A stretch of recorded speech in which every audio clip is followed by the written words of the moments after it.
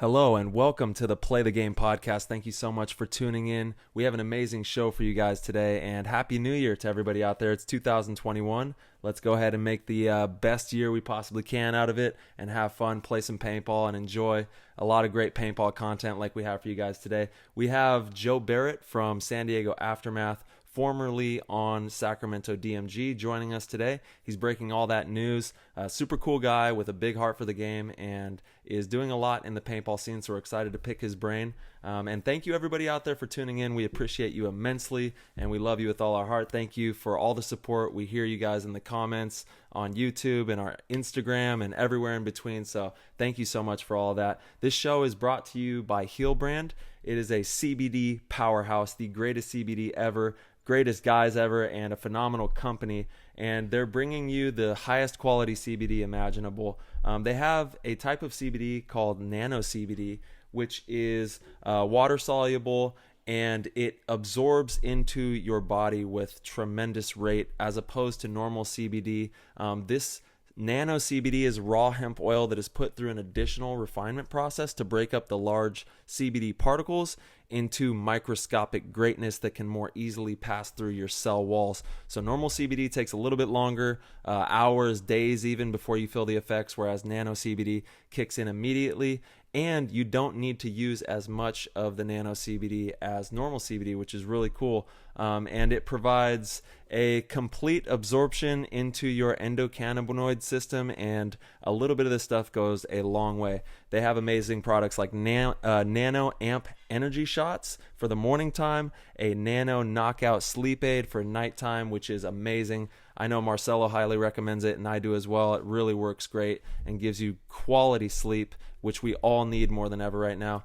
They have CBD for your pets and cool down creams for your muscles and everything in between that you could ever need to help you feel better. And everybody deserves the opportunity to heal, and we want to help Heal Brand heal the world. That's our mission. So you can head over to healbrand.com, HEALBRAND.com. Use code PLAYTHEGAME and you will get 10% off on any of your orders over there. We really appreciate them, and thank you to everybody who supports by going and supporting our sponsors. This show is also brought to you by Transfuse. You guys have heard about Transfuse. They are blowing up in paintball. It is a company that is creating amazing products like their rapid hydration multiplier, the Transfuse powder that you see the packets of on everybody's Instagram, and it also has an immunity fortifying formula that is scientifically designed to replenish you at the cellular level. And they use all natural ingredients, which I'm a huge proponent of. It has to be good for me, otherwise it doesn't make it into the regiment. So huge shout out to them for doing that. It combats dehydration, mental exhaustion, and supports your immune system, which we all need more than ever with the pandemic and everything that's going on. So definitely head over to translabs.com, translabs.com, and also use code PLAYTHEGAME and you'll get 10% off there as well. They have amazing vitamins in this product. You've got to check it out. They have zinc, which helps regulate your immunity. They have B6, which helps lower cholesterol and boosts your brain function and just makes you feel really good. It has sodium, potassium, choline, 1,500 milligrams of vitamin C. And it's used by everybody. We see athletes, festival goers, first responders, people just wanting to recover or prevent the cold using this stuff, and it's tremendous. So head over to Translabs, translabs.com. Use code PLAYTHEGAME, you get 10% off. If you sign up for a monthly subscription, you also get another 10% off. So you could potentially take advantage of 20% off on Transfuse. Be on the lookout for their new products coming out this year. They have a new Tropics that's going to be dropping. We tested it at World Cup, and obviously it worked out pretty well. Had some fun out in Florida for the World Cup, where we won that one with Dynasty.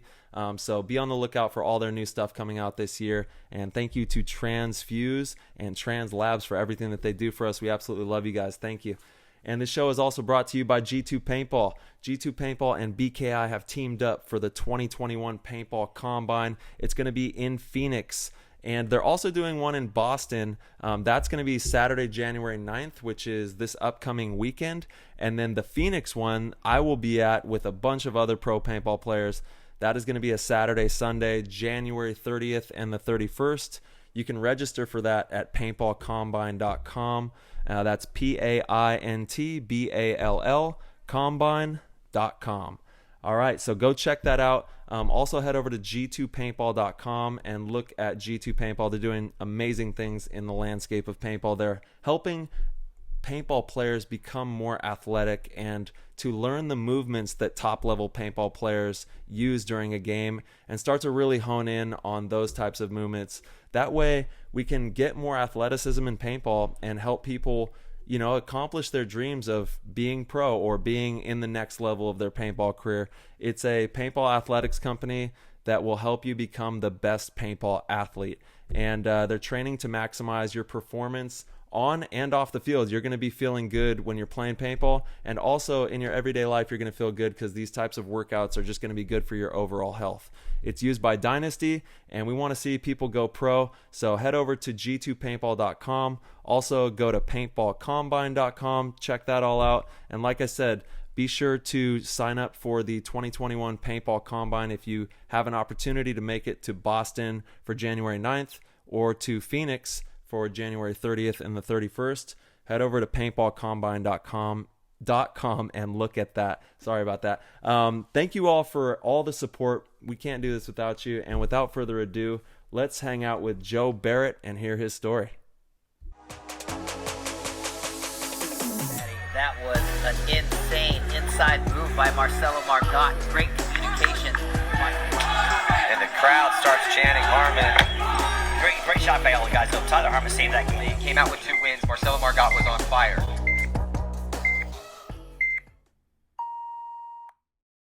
Mr. Joe Barrett, we got him. The Pacacato Lord is with us today on the Play the Game podcast. Thank you so much for joining us, brother. How are you doing? Hopefully you're holding up well. Where are you tuning in from right now? Thank you so much for having me, both of you guys. And I'm doing amazing. I'm happier than I've been in a long time, and tuning in from my new home. I just rented a new house for the year right outside of Davis, California. Beautiful. Yeah, dude, you got a lot going on right now. New team, new home, new you, new year. It's like, you know, the whole 2021 collection. Yeah. For real, man. It I think it was a tough year for everybody, but I don't know. I feel like what you give your attention to really becomes your reality, and I just really tried to not focus on any of the negative or the bullshit. And throughout the year, my year, aside from, losing international travel, things kind of just kept getting better and better. And like the path kind of just kept unfolding towards these opportunities that eventually dropped in my lap. And now I feel like 2021 is going to be my best year ever. Yeah. I feel like that's a really valuable outlook on things, right? And it doesn't mean to completely ignore all the negatives or ignore when you have certain issues that might need tending to. But a lot of people do devote too much energy to things that might not be in their control. And, last year, 2020, there was a lot of things that weren't in anybody's control, and you have options there. You can either figure out how to carve a path for yourself that you're going to enjoy, or you can dwell in the path that you don't enjoy. So, it is a perspective for sure. And that's something that I admire out of you, Joe, for a long time. As long as I've known you, you've always pursued that kind of lifestyle. You've really tried to, get the most out of whatever it is that's in front of you. And I think that's why you've had some amazing travel stories too. We'll get into that in a little bit, but it's important, man. But you got a lot of good things going right now. And it's not because of, anything else other than the energy you decided to focus in the right direction. Mm-hmm. Mm-hmm. I think so. And thank you very much for that. I appreciate, you and Tyler have both been idols in the game for mine for a long time. I mean, we're about the same age, but I remember seeing you guys in the pro field when we were young teenagers, and I was like, man, I want to play against that guy someday, both these dudes. And it means a lot hearing that. And, it's cool that a lot of us guys who have reached this level, we kind of have that similar outlook where, once again, it's not like we can be ignorant to the fact of things happening in reality around us. It's not like, oh no, that's not happening. That's fake, or that's non-existent, or that's not a real issue for a lot of people in this world. But, my example is so many people around me. It's like anytime we'd have a conversation for like the last half a year, it's about politics, or it's about some crap that it's like, oh man, this is literally all you're focused on. And you know what? You could be starting a new skill or learning to cook or going and trying to hike and explore every part of your own area since you can't go to other countries now. And by the end of the year, you're going to go, that was a good year, rather than, oh man, all this year of divide and blah, blah, blah, and this and that, and more thinking about the stuff that you can't do anymore because, well, last year was great. I did all this year I couldn't because blank or the rules. And yeah, people just, they focused on the loss and they were comparing, and Yeah. they made it about the negatives.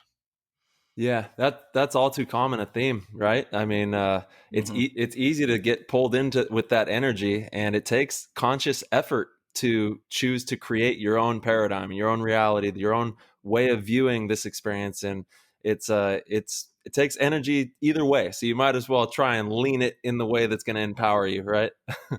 Yeah. I feel like, we're extremely fortunate because the reality is that a lot of people haven't set their lives up in a way that they can have that flexibility. Everyone sitting here has set themselves up because it's kind of been a mindset from day one to have that flexibility to where if a door closes, there's other opportunities for us, or we make other opportunities. We have, a little more flexibility is the perfect word for it, to deal with something like 2020 and all the stuff that did happen and all the shutdowns and stuff like that. Whereas unfortunately, you can't discount some of the families that were hit pretty hard, Yeah. Like that's just, again, also reality. There's a lot. Reality of things. There's Totally, a lot of them, and yeah, absolutely. And but I think that's a good lesson for kids that are listening is like, don't put all of your eggs in one basket either. You need to always have kind of a plan B, plan C. You need to be thinking and not so sure that this way is going to be the way for the rest of your life because things change, and what's considered a very safe 9 to 5 that, you did all the right things. You go to school, a huge advocate of getting, an education, being intelligent, well-spoken, all that stuff is very important, and then you get into a company that you think you're going to be set up for the rest of your life. And then all of a sudden, a recession hits and now the company's making cuts and, you don't make it. Now you don't know what to do because you thought you were climbing the ladder to success and you didn't really have other stuff in mind, where paintballers by nature have always had to be, kind of dancing on our toes with this kind of stuff. You know what I mean? Yeah. Because it's the nature of our business. And so, I think we're fortunate as a paintball community. We've all done fairly well during this time. Blessed. I'd say, yeah, fortunate and blessed by any means of the words. And yeah, I mean, our flexibility really does allow for our lives to kind of have that ebb and flow with whichever way the river is going. But not to put it in any certain religion, but like in a Buddhist way, it's kind of like one thing that I studied a little while ago is just having no attachment either. No attachment to only one defined path to get where you're going or one particular outcome. I feel like it helps so much because with that attachment comes, let down and resentment. And if you're kind of just able to go with the flow and say, oh, like this year, right after Vegas, I wanted to go to Colombia, Panama, and then an MXL, all linked in a row. It would have been 3 weeks traveling through South America. And we got home from Vegas that Tuesday and it was like, oh, guess what? COVID, whole country shut down. You're not going anywhere. Yeah. And I could have let that ruin my whole week or my whole year of, man, I didn't get to do this, another bucket list experience. But instead it was just like, it'll happen again. Like I'll get there. For now, I guess let's just see what else I can do. Yeah, enjoy the moments that you have right now. Yeah. There's nothing that you can do, whining about something that hasn't happened. You got to just, be grateful for the moments that you have and the universe is so perfect. It's just perfect. Yeah. It doesn't miss. You know what I mean? Yeah. So everything that happens is by design, kind of. You're a part of this flow and you got to kind of just catch the flow and ride it and not try to, like you said, get too attached to things. Because then, like you said, once again, you'll have all these resentment, all these, different energies that are attached with that once you attach yourself to those types of things. So it's a conundrum. It can be, but you just gotta, keep flowing and moving and dancing. That's what life's all about, Yeah. Yeah. It's also resistance, right? So many people try to have too much resistance towards stuff they can't control. And that's where you really run into issues. You resist the flow of things. And that's when you really get some backlash. So Joe, what have you been doing during, quarantine is it's been almost a year now. Crazy. Yeah. It seems like it, right? On and off with different, lockdowns, this and that. That and is so crazy. Oh my God. You were up in Northern California, which was hit pretty hard. I don't know. Was your area, I don't know exactly where in NorCal you were. I forgot where you said. Right outside of Sacramento? Specifically, I live just outside of Sacramento. And I spend about half or more of my week up in Grass Valley, which is like a northern mountain suburb area between Sacramento and Tahoe. It's where my good friend Tim Russellback lives and a few of our other friends. That's where we go to do all of our snowboarding. We swim at the Yuba River like every day. And San Francisco and the Bay Area was hit very hard. That was, that's an area where there's like 7 million people packed on top of each other and a lot of people that travel from all over the place. But I was actually pretty fortunate, like the media said that it was worse than it was in my area because Sacramento as a whole had shut down, to the point of like no dine-in or no gyms a couple times, but nothing ever really like permanently closed. And up in Grass Valley, Nevada City, where it's kind of its own little like a sealed bubble, like it's basically farm town. People up there are growers of agricultural stuff and California type things. And so nobody ever really, you don't go there. You know what I mean? You either already live there and have land. You're kind of just some like, hippie farmer up there, or, there's no reason to visit there. It's not a tourist spot. So up there, like restaurants stayed open, obviously, like, they had masks and social distancing, but it's a very outdoorsy patio on every restaurant type place anyways. So to be honest, I've been very fortunate. Like, the first few weeks of quarantine was tough for me when I was staying in Sacramento due to the stay at home order. But aside from that. All right, everybody out there, sorry about that. We had a little bit of, we lost Joe for a second, but we're back in it. Joe is, obviously letting us know about his experience with COVID and everything. Thankfully, it hasn't been too crazy. We want to make sure we get you back to your festivals, though. I know that, we gotta still enjoy our lives. You probably still have festivals in your house just by yourself, I would imagine. I have a few friends who are DJs in the NorCal area, so we have renegades here and there. There we go. You got the shirt on right actually, now. Yeah. Yeah, it's the comfy attire. You gotta wear how you feel, you know what I mean? That's it, dude. You guys do it. Play the game. Yeah, always got to play the game, dude. That's the only way. Those shirts are actually the best. That's one of those. Where'd you get that one at? It's like a Eastern culture style shirt, right? Yeah, Southeast Asia. I got this on an island in Thailand. Actually, beautiful.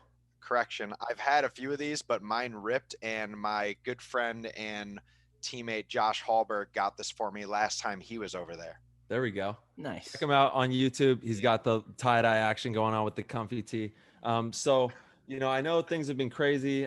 Thankfully, you've been holding up well. And I think that, for a lot of people, it's been a wild year. It's been a crazy year, and everybody just stay strong and stay positive and get out and play some paintball, have some fun. That's all we can do, be safe, socially distance, and do our best to protect everybody.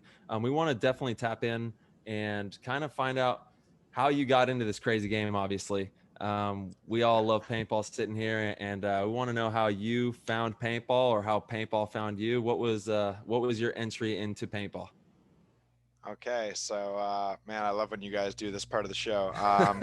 It's a good time. I guess from the very beginning, the very first time I picked up a paintball gun would have been not to play the game. It would have been my buddy Kenny down the street when I was 10 years old had one of those plastic blade pump guns, like just brass eagle, baby. Yeah, with the little CO2 cartridges in the back. Horrible marker. And we went down to the woods and just started shooting trees, and I was like, man, this is pretty cool. And within a few weeks, I told my dad about it, and I'm 10 years old now, and my dad's one of those classic guys where it's like, okay, becoming a man.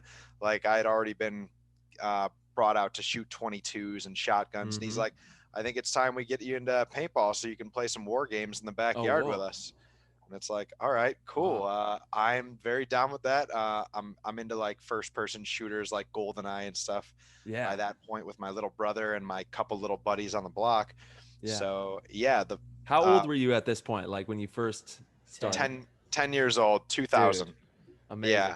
So it's been 20 years now, which is Wow. crazy to think because I'm only 30. Yeah. And yeah, it's just weird to think I've been playing this game for 20 years. Like time flies when you're having fun, I guess. Seriously. Yeah. And it's funny because we're all around the same age and have been playing, you know, me and Marcelo just hit our 20-year mark as well. And it's a captivating game, man. It just, once you start, it's hard to put the paintball gun down. That's for sure. Yeah, absolutely. Well, it's addicting, not only as a sport, but kind of almost as a drug, because it's doing those same things where it releases dopamine, serotonin, and adrenaline throughout your brain and body. And since it's like a healthy addiction, it just kind of consumes you. Like you get pulled into wanting to do it and improving it and basically become it. And eventually you just are a paintball player. I don't know how much my knees and rest of my body thinks it's a healthy addiction, but I hear you, dude. I couldn't agree more. It's such a physically demanding sport too. And actually all of the stuff you mentioned, you know, dopamine, serotonin, adrenaline, it's also very meditative, you know, because it's one of those games that forces you to be in the flow state. You know, as soon as the game starts, something takes over and you're not really thinking about anything else. And that is flow, right? Which is a form of meditation. They've really started to look into that, how sports are incredibly meditative, you know, that really demand 100% of your attention. You're not thinking about anything else. You're forced to be right there in the moment. And that's like the best feeling when you're actually playing paintball, when you're actually, you know, in the game, playing the game. It's unlike anything else, you know? Yeah, I'm happy you mentioned that. And I always enjoy that you two bring that concept up here and there throughout your podcast, depending on the players you have on, is because it's something I bring up to my friends who are into like yoga and meditation as their meditation, like literally just sitting and meditating. I go, well, you know, beyond the competition and the travel and stuff, big thing that I love out of my sport is it keeps me the most hyper present compared to anything else I can do. Because, you know, if you think for one moment while you're playing against other high level players about like, if you think about last point or you think about sushi you're going getting later when you're leaving, you get shot in the face. So it's like you have to be right there the whole time. And there's you know, other than like rock climbing without ropes, there's not a lot that really demands that at that level where, you know, the outcome could be so dramatically negative if you're not right there and in the moment. Yeah, you got to grab it by the horns, man. And that's what the best players in the world do. Obviously, you know that you've been in the game for a long time. The top level guys are feasting in the moment, and they're just thriving in that very moment. They're connecting with their teammates. They're making good moves. They're very hyper aware, like you say. They're able to read situations on the drop of a dime and make really quick decisions. And that's all from that in the moment awareness. And you got to have that no matter what you do at the highest level, that comes into play there. Oh, totally. You know what I really love though is, remember the first time you went out and played, right? And Joe, we haven't gotten to the first time you actually played paintball, Joe, just talking about like in the backyard and stuff. We'll get into that story, but the very first time you go and play, you get that same amount of adrenaline though, you know, like you're forced right into that. As soon as the game starts, it's like nothing else is relevant because you feel like you're fighting for your life, you know, like you don't want to get shot with a paintball, you know? And so there's not many sports that do have those kind of, you know, direct consequences. Football, if you get laid out, not going to feel very good, but most other sports, you know, it's minimal contact, you know. Basketball, like unless you make a mistake or go up and land wrong, something like that, you're not really in like harm's way per se, you know. And in paintball, you're not either, but it definitely is, you know, when you get shot with a paintball, it doesn't feel great, especially when you're first starting out. So, and if you're a young kid, you know, like you're doing everything you can not to get shot and you're just running around, your adrenaline's going and it's like, you know, it takes over. It's almost like BMXing or like an extreme exactly. Sport, you know? Yeah. It is an extreme sport. I totally classify paintball as an extreme sport, even though it's also, you know, it's strange because it's one of the safest sports there are statistically. That's right. as far as injuries and things like that. There's really, it's a really safe sport, but it is pretty extreme too, because there's, it's like, it's pain that isn't going to be damaging. Right. So there's a difference. It's like, you're likely not going to get injured, but sometimes getting shot can hurt. You get shot in the neck, or, in the head in a good spot, or in the knuckles when it's cold, first game in the morning, it lets you're going to bleed a little bit. Very true. That is funny how our sport, you will break far more bones skateboarding or biking or playing football or even playing soccer. But I've heard that paintball kind of releases a different type of adrenaline than those other sports. So it's an extreme sport, but when you're, let's say you're riding a skateboard in a 12-foot vert ramp, it's extreme. It's adrenaline because of the excitement, but you need a projectile coming at you or something striking you. Like, let's say paintball, or the only other things you really get it would be like UFC or boxing or being in the military activates fight or flight response, where it's like do or die. You know what I mean? Not land it to look cool and it's exciting, but do, or you're eliminated, or you're injured, or you're dead. And I think that hooks a certain few of us. There's those people who everyone enjoys it, but it grabs you when you first do it, because you're like, whoa, like I get to be a hunter out there, and I'm not going to go to jail for murder or actually kill anybody, but like I get to go outsmart the ultimate prey, which is another human that's armed. Yeah, it's intense, man. And I love how you assimilate it to fighting as well, because I love that assimilation. I think that paintball goes hand in hand with fighting. It's even the postures when I switch from left-handed to right-handed is like going southpaw or hitting your regular stance, but it's very fighting oriented, and that's why I think a lot of people in jiu-jitsu or boxing would be spectacular if they transfer into paintball. True. People don't really know this about me, but I was 1 degree away from being a black belt. And oh wow, you're talking to Mr. Black Belt up here, Mr. Marcelo. He's a black belt. I've heard. I respect that, because I know what it takes. And dude, it's 100%. Cool. And what's funny is anytime you bring one of your jiu-jitsu or Muay Thai friends to paintball, they're obviously not good off the back, but they have footwork. They're not going to be leaned in a weird way where they're off balance because their feet are lined up parallel, and as they snap, they fall over. And you're like, okay, you understand at least technique because of body awareness. Absolutely. Yeah. So what did you get your brown belt in? What was it?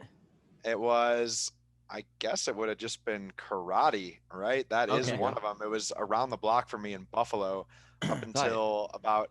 You got all the way up to brown belt, and you don't know if it was karate or taekwondo, judo, jiu-jitsu, Muay Thai. Karate. The karate kid. The karate kid. It's funny.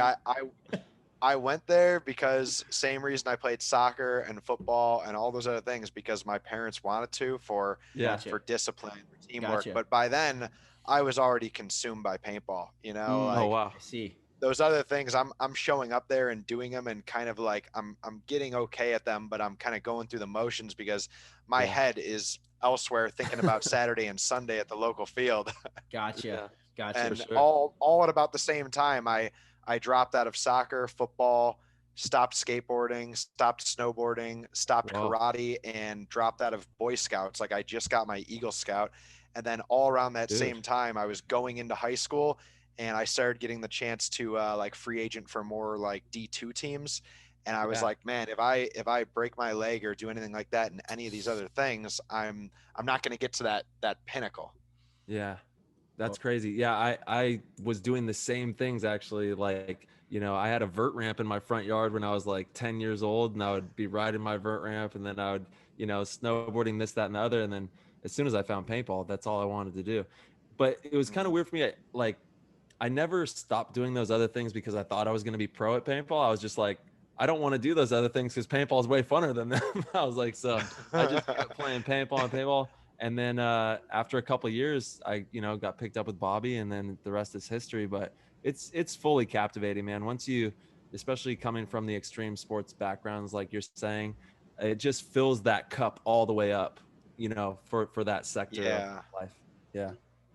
Very true. Well, Marcelo, if I could ask, so what made you stop, your jiu-jitsu or any of the other sports that you were playing? was it paintball or was it I just, Dude, was he it hasn't stopped. He still chokes Ryan out every weekend at practice. That's not fair. Those are 2 different age groups. Okay. Yeah, 2 different sizes too. Yeah. As a matter of fact, I stopped Taekwondo. So Taekwondo is a thing that I would always do with my dad. And when my parents divorced and I was, kind of forced to go live with my mom for the first couple years, I stopped Taekwondo simply because of that. So it was unfortunate that I stopped Taekwondo because I was a 2nd degree black belt when I did, and I was fully captivated by it. And I had not found paintball yet. So paintball wasn't even on my radar. Now, my mom, I get to give, my dad and I played paintball every weekend together, but my mom really gets the credit for starting me out because my dad never would have got me a paintball gun. I had to con my mom into getting me one. We were at Walmart one day. She got me a $25 Stingray plastic gun. It's like the upgraded version of that blade that you were talking about. And if it weren't for her, I honestly probably never would have played paintball. I definitely wouldn't be where I'm at now because I would have had to wait until I was like 16 or 17 to get one on my own. Yeah. But yeah, so I did stop Taekwondo, found a paintball gun, got really into paintball. My dad and I started doing paintball. That was our thing. And as I got older, in high school and stuff, I still always enjoyed some martial arts. I did wrestling. I went back into jiu-jitsu, did some Muay Thai classes and things like that from like 18 to 21 probably. And, I got decent at those things. Taekwondo was really the foundation. And, I always say this, the one thing it really gave me is discipline. It's the best thing about it. It gave me a lot of respect too.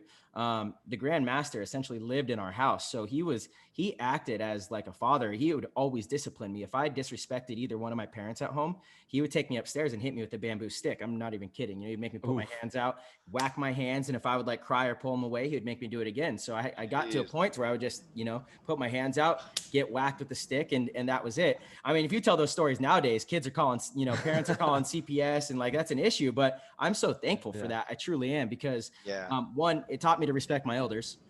I've always prided myself on that. I have respect for people, not just my elders. I respect for people. I think that's an important thing. And the discipline that it takes to achieve something, learn that from a young age. But the actual sport itself, I think to this day, like you mentioned, Joe, balance, reflexes, things like that. Those are things that you carry with you forever. I'm by no means a black belt anymore. I forgot most of it. I can still do a little bit of a roundhouse kick and throw a few punches, but nothing like when I was younger. I was really good. You lose most of that, but the stuff that absolutely stayed to this day that I attribute some of my success in paintball to are the reflexes, the balance, the movements, stuff like that. And the badass headband you just dropped with the HK Army. Let's go. Bro, the headband, the victory headband, baby. That's true. You guys can head over to hkarmy.com, pick that bad boy up. World Cup luck. Yeah, hell yeah. I saw that. Hell yeah. I saw the picture today. That is sweet. Yeah, Dude, hell yeah, dude. They're dope. Yeah, go check those out. And I saw you drinking Transfuse over here on the YouTube. We got a little Transfuse. Man. Have you been trying? There we go. Nice. So what's your take on it? You like this stuff? I drink one every day. Transfuse is literally my mandatory. It's one of like my, routines daily. I was kind of already doing it because when I met Steven last year at World Cup, like the previous year when he was first there, we connected right off the bat because, he's kind of one of those music festival guys and a paintball guy too. So we had a lot to talk about, and he's like, "Hey, I'd love to sponsor you." We couldn't get a sponsorship for my team at the point, but he's like, "I'll hook you up. That'd be great." Yeah.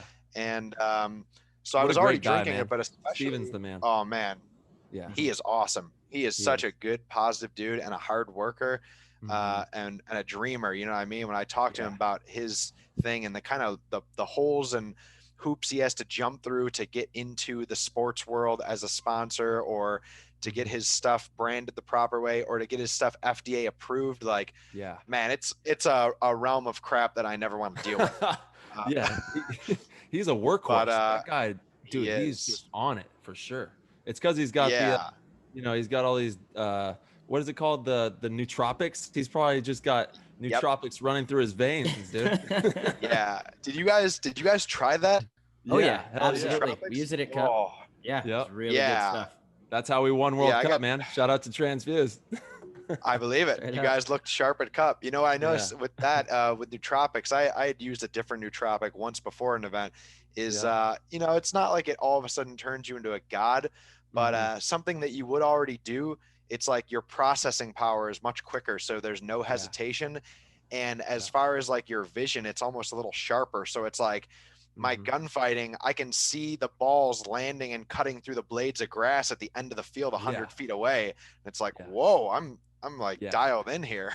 It's sharp, it's crisp. You feel crispier, you know, like just like you said, more dialed in. There's a certain edge to the way that you play. Now it does have, you know, it gets your blood pumping too. I know that it definitely has a little boost on it as well. If you take 2 scoops, you're hitting the NOS button with that stuff. You know what I'm saying? You're going full tilt. Oh yeah. Yeah, I love that stuff. And also, you know, you guys talk about it in every show, and I've given him plenty of video shout outs and stuff through my own social media, but especially in times like now with COVID, and really if you're going anywhere where you're worried about getting any type of sickness, the immune boosting properties are the big reason I wake up to it every day, because it just it seems to supercharge my body with like an armored defense. And hell yeah. You know, I'm typically a barefooted kind of live through nature, not worry about dirt or germs anyways type person. But so if I can armor myself up a little bit and now even worry less. I think you're already armored because of that, though, by the way. You're super armored. Yeah, exactly. Your body's built up enough antibodies to all the different germs out there. Dude, we love that. We absolutely love that about you too, Joe. I kind of want to pick your brain. We'll get back into your story here in a second. I want to pick your brain on that aspect of life, because I think there's something really powerful there. The connectivity that you obviously feel with the earth, and the reason that you choose to be barefoot, and the actual scientific energy properties that you can receive from being barefoot, that, you know, they've done studies on all this kind of stuff. So I kind of want to pick your brain on that aspect of life, and what it's done for your experience, you know, not just as a person, but as a paintball player. Yeah. You know, I can talk all about the benefits of this, because I people always joke with me about it. I basically, if I'm not walking into a restaurant or a bathroom or somewhere where I have to wear shoes, or if I'm playing paintball where I have to wear cleats, I'm barefoot like every day.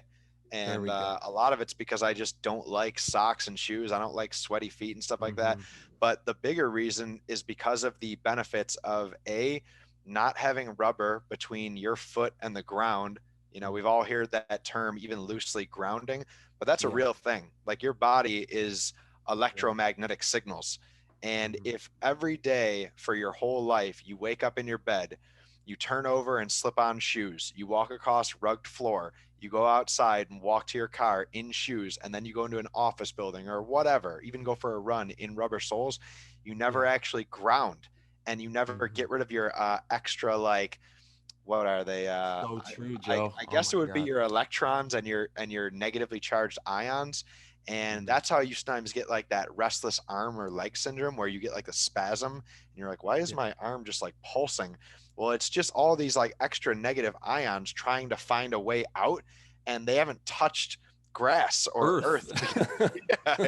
It's laughable, you know. And you're a light. We're light beings. You're water and light. That's what you are. Okay. So no different than a light bulb. When I have a light system that I put in my house, I have to have it grounded, right? Yeah.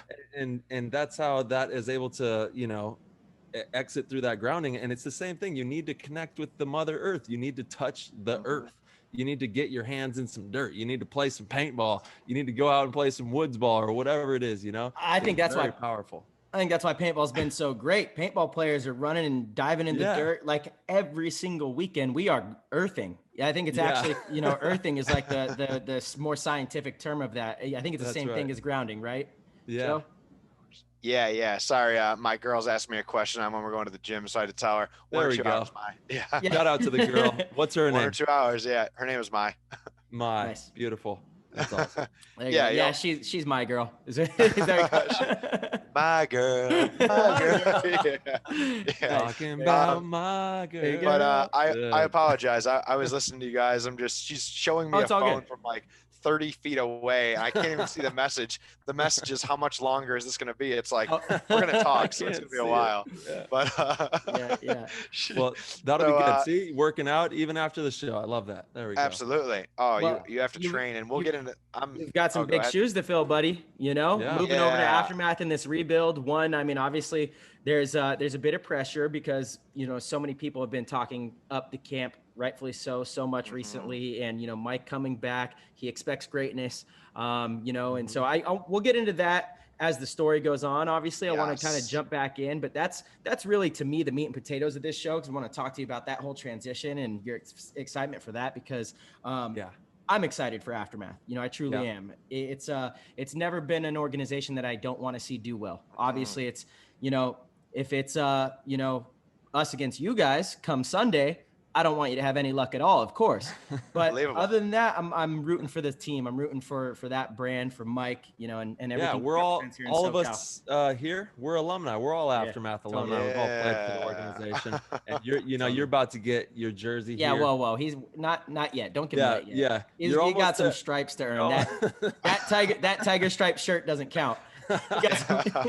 You're almost there, but it's exciting, dude, because like Marcelo said, we love Mike. We love the Aftermath name, and we are excited to see this rebirthing of the organization. It's huge news for paintball as a whole, and for professional paintball, because the Aftermath name carries some clout, it carries some weight, and it needs to be respected, and it needs to be put back in the right light. So hopefully, you know, what you guys are building over there can get it where it needs to be.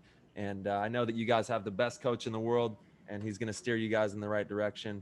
And he might even knock you into the right direction if he has to. So, you know, you just gotta make sure that you are giving it your all and playing with a full heart and with a lot of passion, because that's what he wants to see. He wants to see that passion. That's what Mike needs. Agreed. Yeah. So Joe, how'd you get into, you know, tournaments? You started playing for fun with your friends. How did it escalate? Seems like nothing else started to matter. That was the only thing on your mind. Yeah. So, I mean, I guess to go, all I really said was that I shot a couple, you know, trees in the woods with a pump gun. But, so my story is, you know, you were just saying how your dad would have never got you a gun. I kind of had the weird reverse. I've noticed we have a lot of parallels in our lives. Actually, I have parallels with the both of you, but it's like some of them are very similar. Other ones are the exact flip, where it's like, oh man, I'm like the opposite version of what happened to his reality, and yet we both end up kind of near the same place. Crazy. So to explain give us some examples. We need some examples. So like my you know, my dad was like, all right, well, it's time to you know, bring you into manhood. You and your brother are going to get guns and we're going to play. And I love that. My very first time ever playing paintball was, guess what? A birthday party. Hey, let's go party. The cliche. It was a birthday party, and it was at a paintball field called Tsunami Paintball, which is long since deceased in Buffalo, New York. Yeah, like literally, it fell apart in 2003. It was an indoor building next to a like a high grade like propane warehouse. So just this huge crappy warehouse, like holes in the wall and all that. And inside was this field where, it's funny, my nostalgia of it, I loved it for every bit of it. But thinking back, this field was like one layer of rug on concrete with no rubber pad. And nobody ever like cleaned the paint or like the paint or the shells. So it's just like a 3-inch layer of slimy goo on the rug. So it's hard. I think that's pretty common with a lot of the indoors. Boston Paintball, they're like the only one that I've ever been to that's immaculate. And I will give some credit to the Phoenix American Paintball Coliseum. They cleaned theirs up pretty good here. I was just out there, but for the most part, it's Slime City if you go to indoor. Yeah, there's I mean, there's a few good indoor fields, like the ones that put the money into it and maintain. You know, MVP Paintball in Rochester was always very clean.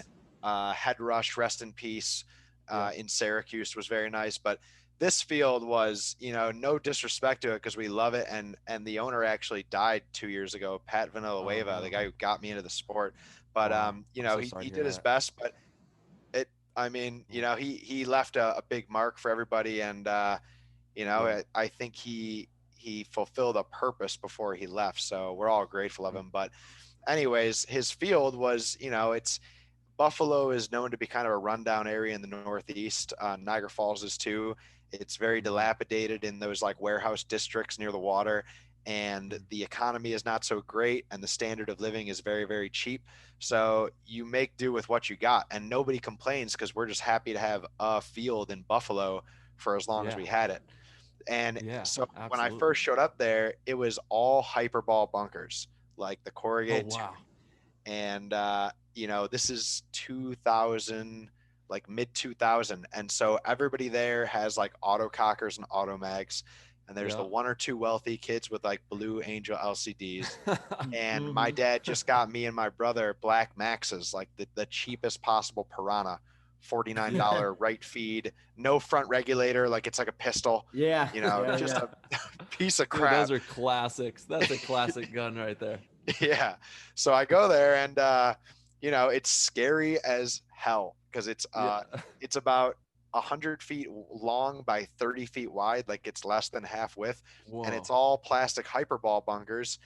And so it's hyperball is loud enough by itself. So loud. It is so loud in there. And it's hard to get a couple steps off the box to go because there's so much goo on the ground. But if you do get going, you can slide from about the 20 to the 50 because of all the goo on the ground.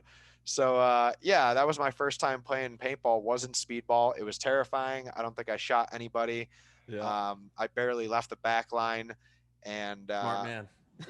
From there, we realized we had all these woods behind our actual yard, like a shared, like a field type area in my neighborhood. And my mom did not want me playing paintball because she thought it was a sport that trains you to go to the military. And this is where I come back to Marcelo's story. So my mom hated the idea of paintball. It's a money pit. It's going to make me violent, blah, blah, blah, blah, blah. So she's like, no, you're not playing paintball. Well, she didn't know that my dad had already bought me and my brother these guns because they were divorced. And they divorced when I was like 7. So 2 different households.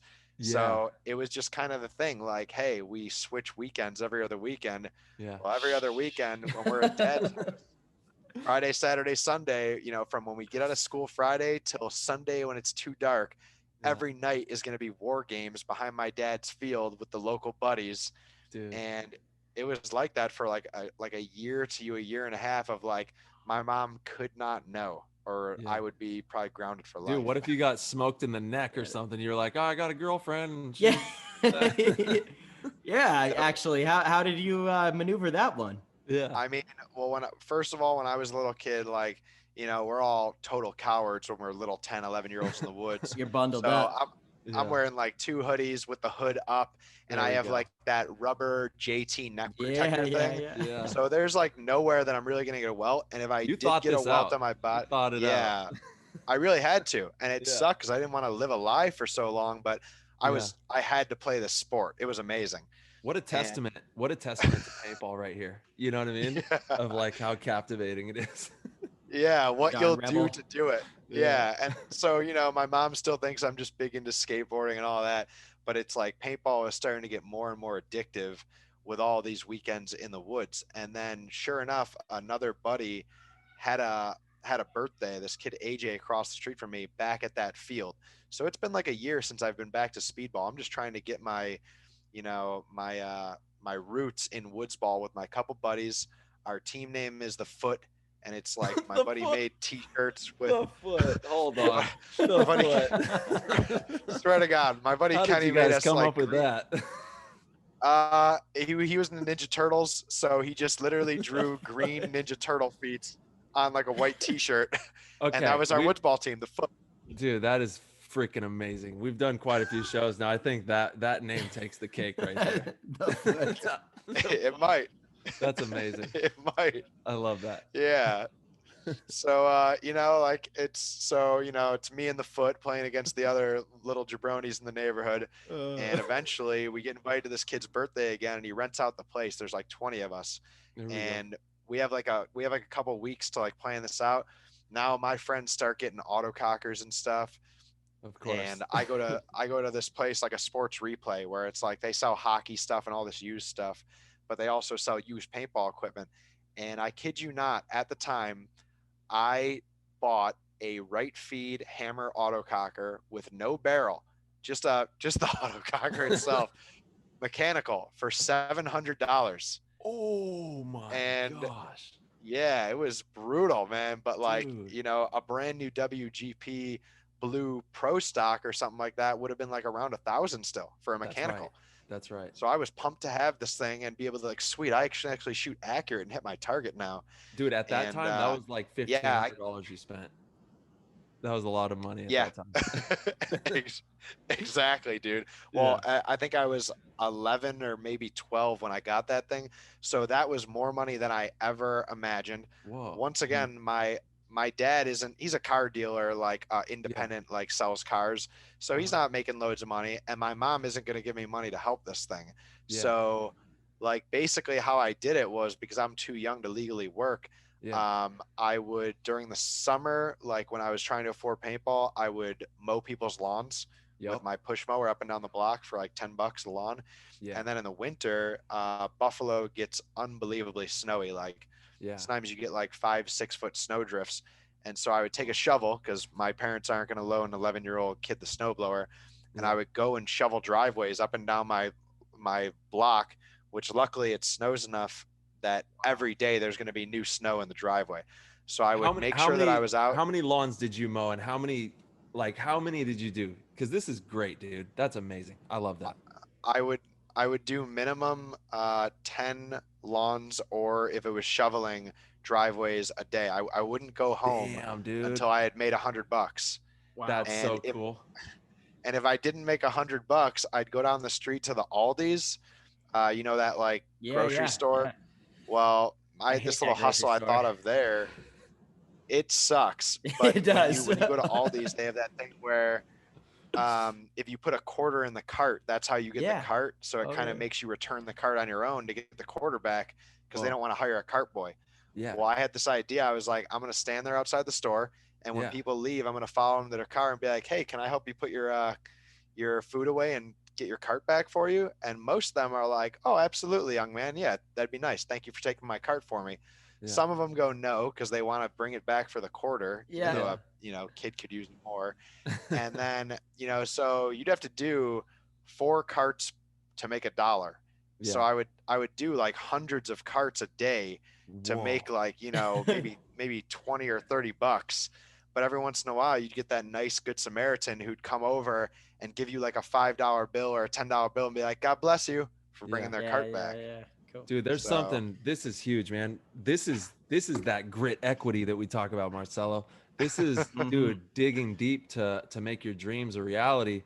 I did the same thing, kind of. I would go mow lawns when I was young, and because I didn't have any money, to play paintball, so I would do that. But what you're talking about is next level. Like you really were working your butt off, and it shows. It still is the same person that you are today. I see you out at paintball fields, and you're always working really hard. And it started somewhere. It's not something that you just pick up one day. You've been doing this since you were a little kid. Thank you. Well, dude, I have dig deep tattooed on me. Like, there we go. A paintball cliche that's been stuck with me forever. And that's a big reason I really enjoy that you guys talk about grit equity. It's better than sweat equity, because sweat equity is just the actual workout, or like, going to the gym. But grit equity is putting in your time of like really sacrificing and grinding in every which way. And a lot of times in entrepreneurial ways, because you're like, well, I can't make it happen legitly. I don't have a working paper to get a job yet. I'm not 14. I'm going to figure this out, because my parents tell me, nope, right off the back. For 2 years, my mom doesn't even know I'm doing it. And it's like, I have to figure out a way to do this, because I love it. Like I can't see not doing this thing, All right, kids, all the youngsters out there, go mow some lawns, go shovel some snow, do whatever it takes to get on that paintball field. Dude, the thing is, the landscaping business is very lucrative. It's very lucrative. Oh yeah. Landscaping, people are crushing it. I have some friends that own some companies doing that do very well. It's not a bad thing to get into at a young age, Totally. Yeah, start to take over the whole block in your whole area. Start as a young kid mowing all the lawns. Next thing you know, you're doing everything for them. Yeah, that's right. Seasonally, you're always gonna have something to do too. You know what I mean? Like in the fall, if you're in a fall type area like New York was, you're going to get to clean up leaves and bag and stuff like that. Yeah. Winter, you're going to get to shovel every single day if you're in the you're gonna cold, get snowy. to. Yeah, You're gonna get to. the tundra hellhole that is the Northeast will give you a chance to make money on snow. Yeah, I didn't even honestly, I didn't even know that you grew up on the East Coast. When did Really? No, honestly, when did you move out west? Oh You went to man. Florida first, right? Florida, and then Yeah. went through like the damage camp, and then came out west. Yep. I think. Well, not quite. So, I mean, we'll go through this, Okay. but like to Yeah. quickly clarify, I grew up between Buffalo and Niagara Falls, New York. Like I was 5 minutes from the Niagara Falls. It was like in my Wow. backyard. So Whoa. that was cool. You almost take it for granted after a while, but it's beautiful. It is. It really And then is. I lived for a little while in different parts of like Flint or Detroit, Michigan when I was playing with a semi-pro team there, and I've lived out of my car in Canada for a little while. Wow. And then I lived in Florida for a year, and that was, we'll get to that story. It was the worst year ever back in 2012. Okay. Yeah. The first time I went there to try out for damage when I was still like way overweight and not ready to be on a team, especially like that. After that, I moved back to New York, and then I actually moved to California in 2015 Yeah. before I was on damage. And I was here for about 1 month. I was probably going to end up in the DMG camp. And then damage hit me up and said, hey, you know, you already missed your tryout, but if you can drive across the country in time, like we're starting practice next weekend, like you have a chance to be in this camp. Like you're going to walk onto the semi-pro team and you have a chance to earn your way to the pro team. And Wow. that night I packed up my stuff and I began a 3-day straight drive by myself across the bottom of the country, got there, lived in Florida for those 2.5 years. And then I just moved back to California in January 3rd, 2018. Wow, man, you've been on a freaking trek. This is amazing. Talk about heart, man. You lived out of your car playing paintball, traveling across the country. Wow. Okay, we got to get into this. Absolutely, we do. I have a question about it real quick, though, Joe. Yeah. During all of this, you making all of these different sacrifices to pursue a professional career, did you know what it meant to be a professional paintball player monetarily and what's involved? Or did you have an illusion that pro paintball players maybe all made $100,000? I'm curious about that. Yeah, it's a good question. You know, so early on, like coming up through paintball, you see these guys, you know, with big contracts and the Aoi Lang signing deal and stuff like that. And obviously money wasn't the reason I wanted to go pro, but I was like, sweet, I'm going to do this thing I love that I want to do just to do. And I'm going to make pretty good money, like at least like a living wage, you know, 27 grand a year would be fine. I'm not trying to make millions. Sure. Yeah. And, you know, then the depression hit, like the housing bubble in 08. And my longest time coach and mentor, Buddy Bauer, who is the guy that was on, you know, Shockwave Canada, he raised Tipman Effect. He came from Detroit Thunder, and then he created the Rhythm Camp, which just won everything in the Northeast for like a decade before it kind of fell apart. Yeah. He would tell me, he's like, hey man, I want you to soak up every bit of this paintball lifestyle, and I believe and hope you'll go pro. And I want you to, you know, enjoy all those benefits, but so, you know, you got to do something else. Like you got to have a trade or a skill or a degree. Like, please don't end up like one of these old school guys that lived it all and now they're just, you know, working some part-time job. Sure. So I kind of knew that. At the same time, I have this, I mean, my mom would call it stubborn, but I have this part of me that just goes like, you know what, that might be your limit. Like maybe you feel like nobody else could do that, but don't, like, I don't know, project your limit on me. Like I feel like I could make a living out of this. And I knew there were certain guys doing it. For example, Tim Montresor and Ryan Greenspan are professional paintball players, and they might not get handed a paycheck just for playing or going to the event. But, you know, those guys I hear travel 40 plus weekends a year and make decent money because they fill out all those non-event and practice weekends with clinics where we make pretty good money. You know, I can make $1,000 in a weekend, no problem, doing my clinics now. And it's like, that's not even a hard ask because it's it's a big team that's bringing you in. Divided up, it's not that much, and we offer quite a bit of value at this point, you know. So I was like, you know what, I'm still going to pursue it. And when I first went down right out of college in 2012 to try out for Damage, I heard that Damage, like some of those dudes, you know, Jason, Chad, the bigger names in that team were making like, maybe it wasn't necessarily this much money, but it was like 50 guns a season or something like that. And so in my head, it was funny. I had convinced myself that I was like, I'm going to go down there. I'm going to fucking wow everybody, and I'm going to make Tampa Bay Damage. And this would have been when they were super dominant. Like at 2011 into 12, they won like 5 events in a row. I think you were with them for some of that, Tyler. I was, yeah. It was a great organization. They had a lot of very powerful players on that team.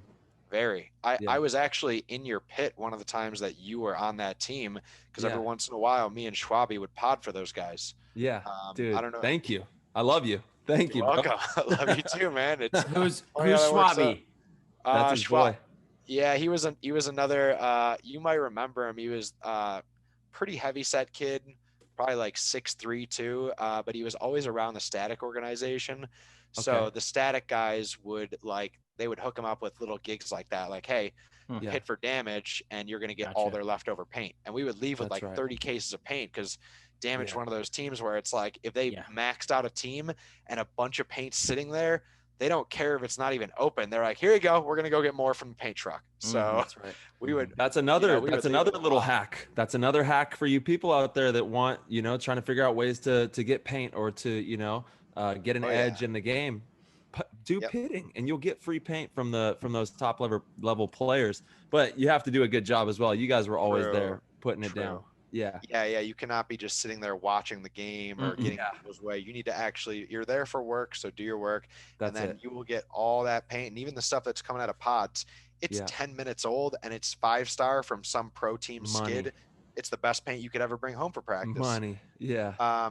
So to finish that topic, at that time I was kind of in a delusional state where I was like, I'm going to go to this team, I'm going to get picked up, and it's all going to be worth it. Like, I didn't take that job out of college because I'm going to get paid to be on Tampa Bay Damage, who are right now like the best team in the world. And it's so funny looking back now, because it's like, dude, even if they picked you up, they're not going to pay the rookie. They're probably going to give you your 2 guns a year, but you weren't about to get 50 guns and living salary and whatever. And we'll get into the I love the passion though. I love that passion. And you're right. I think there is a lot of misconception though, right, going on in paintball. And I think that's what Marcelo was alluding to. We make a living by grit and grind nonstop. We don't take weekends off. It's like a Drake song. So it's like, you got to be in it for the long haul, and you got to have your heart in the right place and do it because you love it. Because that's the greatest ROI, right? You're actually doing something you enjoy doing. You're able to travel. You're able to see your friends. You're able to play this amazing game and have fun and enjoy yourself. That has its own tremendous value as opposed to maybe another line of work, right? Very true. I mean, the biggest value in it, and it's why even after that year, which was a heartbreak when I lived in like the worst hood of my life, and then didn't make the last round of cuts and get on the team, and and asked why, and it was due to like I had a really good tryout. We'll get to that story, but basically to the point, it was I didn't make the team because I was out of shape and not ready, and I moved back to New York, and I was like, I'm still pursuing this. And my old coach buddy set me straight on like, hey, even if you had made that wasn't going to set your life up. And I was like, man, honestly, I'm pretty like minimalist and like, not materialistic. And I really just could give a shit less about the whole life thing. Like, I want to live in this now. And if I live 20 years of in the now doing what I love, I think that's going to be better than the next 40 years in a dead end job. And then trying to enjoy my retirement when I'm already like out of my physical prime and I can't physically go do all these things anymore. So I just went 100% full steam after that, like more than I already was, knowing that like, hey, there's no light at the end of this tunnel financially. The best I might get is like Houston Heat making 30 grand a year, but that's not even what I'm going for. I'm going to go for all of the bigger treasures, which are going to be the paid for trips to Thailand, Malaysia, Mexico, blah, blah, blah, Yeah. That's right. Well, not blah, blah, blah. Let's talk about the places that you've been, because we talk about it often, man. We talk about it often. That is, I like the way you said it. The bigger treasures of the game are the experiences, the friendships, and the travel. That's absolutely the lessons. That is what makes me feel rich from this game. I feel wealthier than any of my friends that have 6-figure incomes, or some of them they're millionaires now. But I look at them and I'm like, you have a lot of money, you have a lot of really nice things, but you don't look that happy to me. I don't know. And we go out somewhere and you don't have just common decency for people that are a little different than you, and to me, it just seems very empty. And actually, I'm not friends with many of these people anymore because we don't relate that much. I relate to people that are just a little more grounded, not to use that term, as a, double entendre, but it is what it is. So, where have you been? Where's paintball brought you? Because that's one thing I think that started to get you recognized. At least for me, you started to jump on the radar because I'd always see you at these places. I would be in these places and I would see you and I'm like, what are you doing here? And then you're playing good with your team and building a little brand for yourself. Yeah. It's funny because in the back of my mind, it's like, it's kind of like when people have uses for each other, and that's not the only reason they get to know each other, but it's like, I know that if I network with this person, that'll be the in or whatever. And not that I'm like, I never use anybody and I wasn't trying to network with anybody to get certain teams, but my use of traveling was like, okay, I'm stuck in divisional and semi-pro for a while, like 5 or 6 seasons straight of semi-pro. And everybody knows, if you're in paintball for a while, that there's a very slow turnover in pro. One team is going to bump up, and other than that, maybe 5 more players will bump up a year, if that, because a lot of teams don't have tryouts, and a lot of teams have tryouts, but the very best semi-pro player still isn't going to quite challenge a veteran for his spot, even when the veteran's not really trying anymore, just because he has 10, 20 years of pro experience. So you might be a little faster, a little whatever, but he's just going to outclass you because he's been aging his game like a fine wine. Yeah. So I realized this, like I saw the ceiling cap, and me and my, one of my longtime best friends and my world traveler buddy, Harrison Fry, kind of like figured out the formula where we're like, hey man, we could probably get picked up and play in like a open like / pro division in other countries where a lot of these other pro players are going to be. There's like those 10 to 20 rotating traveler guys like you, Marcelo, Ryan, rest in peace, but Tim Montrusser was a big one all over the place. Yeah. Blake for a while, Greg Sewers for a while before, getting married and settling down a little bit. I can think of about maybe 10 to 20 guys at any given time that they're always in those other countries, even if they're not with their team, because they're there for their company or for the USA team or whatever. Yeah. And so I was like, man, if we can go play these guys and we just consistently start shooting them, and that's going to make them go in their huddle and be like, hey, what happened over there? How'd you get shot on D side? I got shot by so-and-so. Oh, did he shoot you in a move? No, I got shot in a gunfight. And it's like, now you're forcing them to mention your name. And then when you get back stateside, it's like, maybe while you're playing your semi-pro games, these guys might be watching you, especially if you're on the Sunday center court field. Now they're really going to pay attention, and that was a big thing. Like, I was already kind of obsessed with traveling after my first time going to Bangkok, Thailand with Shockwave Canada way back in like 2011 when I was 21. It made me realize, wow, I want to be the international pro now. This is amazing. And I saw like, Damien and Tim and Monville and a lot of those guys over there and started to get to know them. Yeah. But dude, shout out to all those legends. Damage. Shout out to the legends. Team USA guys, shout out to the War Eagles. Yeah, War Eagles. all of my moped brothers from the other side. Yeah. But yeah, so I didn't make damage, and I was like, okay, how am I going to get more chances to see these guys other than just getting a few more years of semi-pro under my belt? Well, I'm going to go start playing them and showing them that I could shoot them. Yeah. And that was it. It wasn't trying to be cocky. It wasn't a vengeful way of like, it's like, it's not like I'm going to hurt these guys or I'm going to get them back. It's like, I'm going to come and shoot you and show you that that's right. I should be good enough to be one of your teammates. And that was it. And I just started doing it in, let's see here, all over Europe, Almost every part of Mexico I've been to now. I've been to like 20 something Mexico tournaments.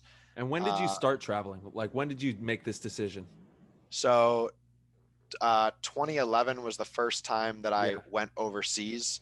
And then after that, I started doing like every season of CXBL, where that was the big first one. Is CXBL at the time was almost like a second PSP Pro.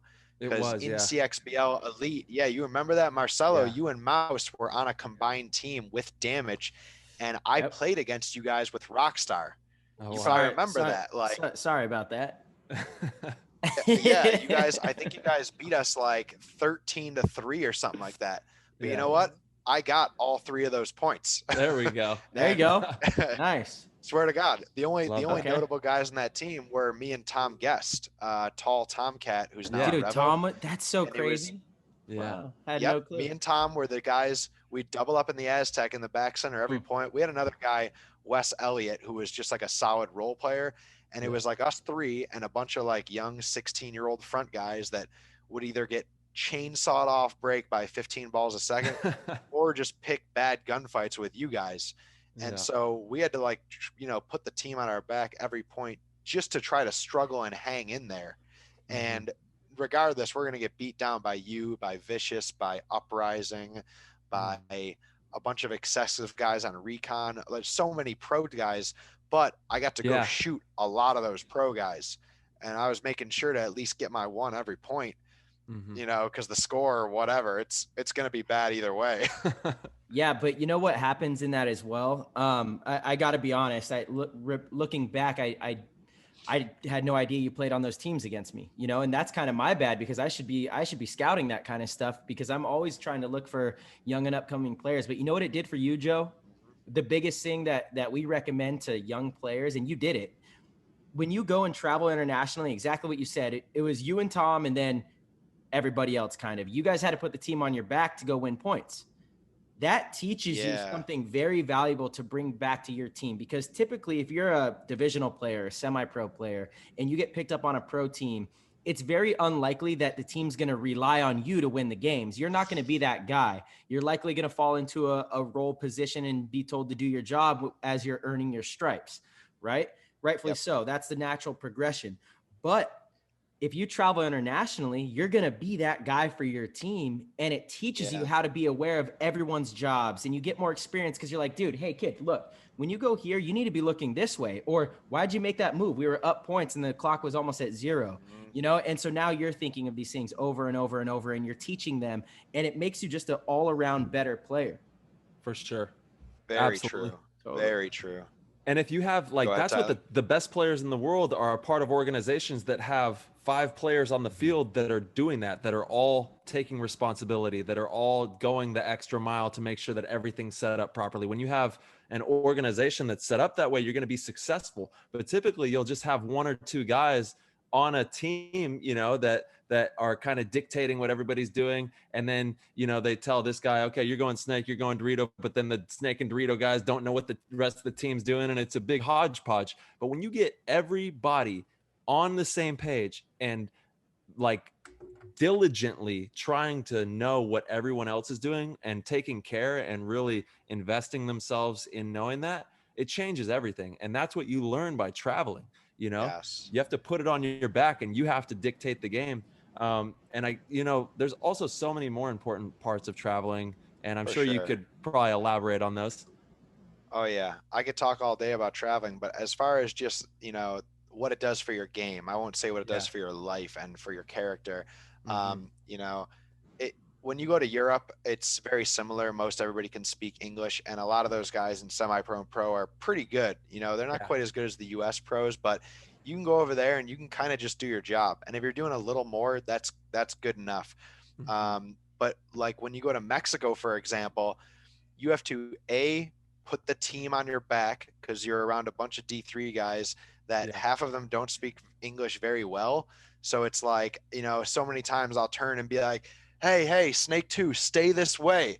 And they'll look at me and be like, okay. And then they just run. And you're like, okay, I guess that guy didn't know what I was saying. So it's like, it's a race to go shoot the other team before the pro guest on the other team comes and shoots your whole team. And it's like, You can't just be a back center guy who does a job. You have to learn how to really be the guy that goes and point after point after point. So like I'm more of a 2-3 in my typical paintball life, but when I go to Mexico, I'm typically a 1 on whichever the aggressive side is, because it forces me to have to learn how to just go win the game over and over and over and pick up the pace and win it faster and faster before Keith Brown comes and wins the game down the other side against me, you know?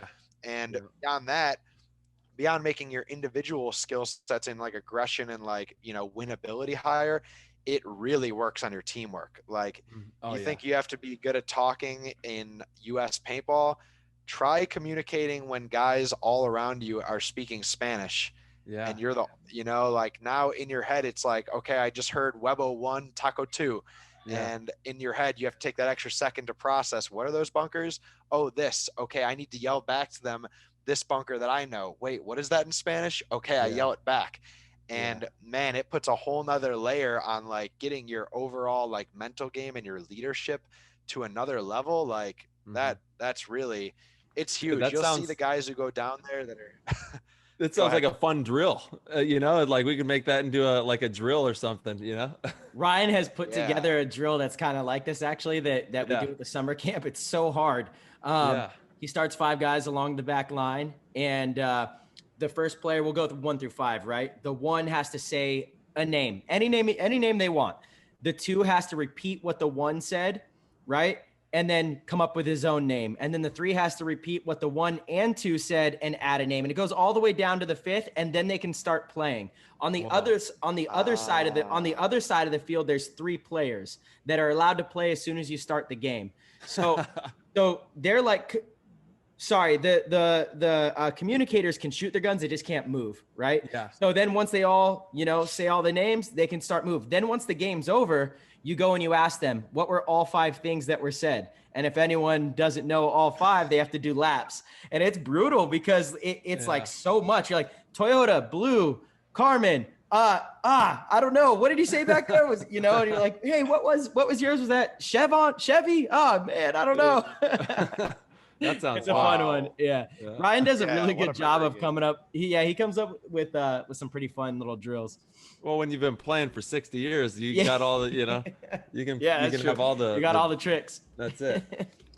So we'll pick back up. I want to dip back into obviously the traveling and everything that you've done, but kind of digging back into your story and picking up where we left off. Where would you like to pick off? Because I know we you know, started off in the beginning, you playing and then getting into tournaments. So where would you like to pick up? Yeah, we tangent a lot. I'll try to streamline the next part of like from, you know, early tournament paintball in my local scene into national paintball. There we go. So basically so I go back to that field for another birthday party, and the owner really likes me. Like he sees I have a right feed autococker this time a year later. And I was like, man, I want to start playing here, not just my woods. Like I can bike here, and you know, my mom still won't know because I'm not asking for rides.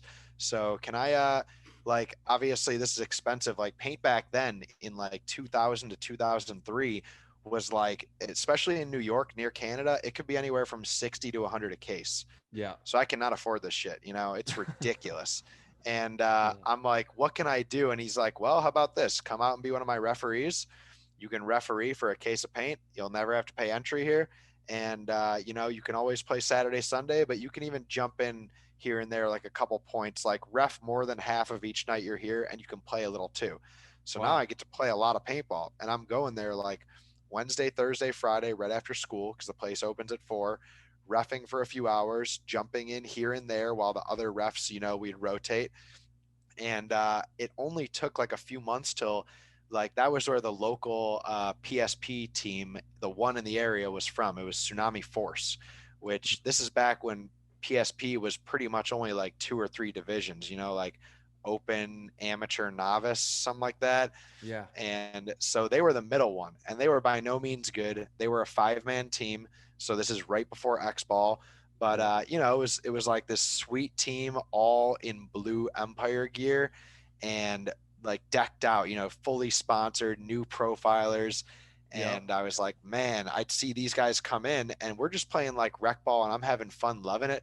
But I'd see these guys come in, and to me, they looked like the coolest things ever. You know, like some people think it looks nerdy wearing a bandana, but I'd see these guys head to toe sponsorship. And I was like, man, that looks so cool. And, you know, they gave me a PB2X and an 888 magazine. And I'm looking through these catalogs every day inside my books in school, just like, man, how can I get all this stuff? Like this Angel right here is $18.99.99. How can I afford any of this? And he's like, well, how about start off with our kids team, Tsunami Force Kids? So I get on that team, and only about the rest of the half of the year, I'm playing with that team before he's like, you want to play with Tsunami? To me and my other little buddies.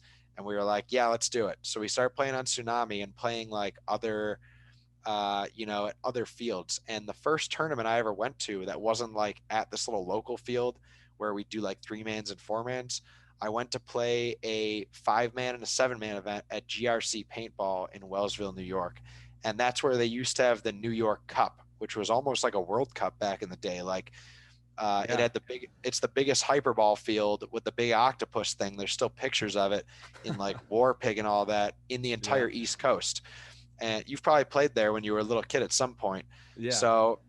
So the story is, you know, I'm so excited. It's the middle of like winter and I'm going to play at this big field, huge indoor, huge outdoor hyperball fields.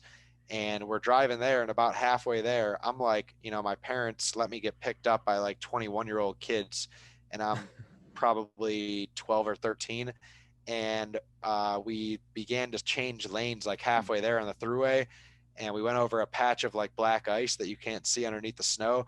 And we spun out and bounced across the guardrails back and forth like a ping pong ball crashed into a snowdrift. Luckily, there were no other cars around to hit us. And I didn't even make it to that tournament. And dude, we stepped out of that. The car is smoking. We have to get towed home. Me and my, you know, 2 older buddies on the team who picked me up. And in my head, I'm like, I'm happy that I, you know, survived this car accident. Like we walked away without scratches or whatever. But in my head, like getting in the tow truck on the way home with the smothering car behind us, I'm like, I think that's it for paintball. Like if they find out that these 21-year-old kids that just drove me to my first tournament crashed because it was like kind of blizzard-like conditions in New York that day, like most weekends. They're probably not going to let me play again just because they're not going to trust me to go with other kids, and they're not going to give me rides every weekend. They're into their own adult stuff or whatever. So I came home, and I'm not even sure if I told my mom this yet, but you know, I told her a little. But I told her, you know, the tow took so long, and we got brought back to my buddy Nikki's house, and then I went home from there. That I was like, we did terrible. We didn't win a game. Like, just played it off. Like, yeah. I mean, we didn't win a game. We didn't play. That's right. You didn't lie, man. You know. I was just like, I don't want to talk about it, Mom. I'm gonna go to bed. And then it went back to business as usual. Like back to playing the next weekend. And so following that, I got into the NYPL, which became the big Northeast Regional League in the area. You guys probably remember it, the AXBL. And that was before it was Texas with Steve Rabikoff. It was the American X-Ball League, and it was a sister league to the CXBL. Yeah. And this league was huge. It was like 56 teams, 3 conferences, and you played full hour X-Ball at 15 balls a second. The good old days. Yeah, the best, dude. So, you know, I'm still a young kid. When you're young, even if you're not in the gym, you just have unlimited stamina. So, you know, quickly I went to, you know, my first X-Ball team, and I was always a little front kid, like in Snake or Doritos. And after like 1 or 2 events, they were like, we're going to put you in back center. And I was like, why? I want to attack. I want to be in the Snake front or the Dorito front. And they were like, well, you play both sides. And our other back center guy is just a big 35-year-old guy. So we need someone more versatile who can fill both ways back there. And so that's literally why I've been a 3 since I was like 14 years old, is because I could play both ways evenly. Like I was kind of versatile. Yeah. It's so huge. I went from, got to have that. Yeah. You know, so many people look at the shapes and they just go, I'm going to be a this guy specialist. But I just wanted to go either way where I could win the game. So they were like, listen, you're going to sit back here. You're going to shoot a few pods and, you know, be alive. And whatever spot dies first around you, just go fill that spot. And that was it. Like, we talk about that all the time on this show, how that's that is moving into the future of paintball. That will never be normal again because it's just not real. It's not real. If someone is eliminated on this side and we have to fill that hole, you're now that player. Or if you lose your snake or your Dorito guy, you're now that lead guy, or you're the corner guy, or you're the middle guy. You know, you have to be able to play every spot because at some point it's going to need to be filled at one and during one of these points, you know, so you got to know every single position. Absolutely. Yeah. Absolutely. And, you know, when you get into it as an amateur, like back then there was nothing lower in D3, but let's say a D3 through 5 player, or even as a little kid, 13-year-old kids aren't even mature. I wasn't thinking about all the teamwork or the talking. I wasn't connecting both sides. I didn't know jobs. I'm just flip-flopping, shooting at whatever I see from back center. But at least I knew, like, okay, if the snake side 2 dies, just go become the snake side 2. Just wait back here until there's a free spot to fill.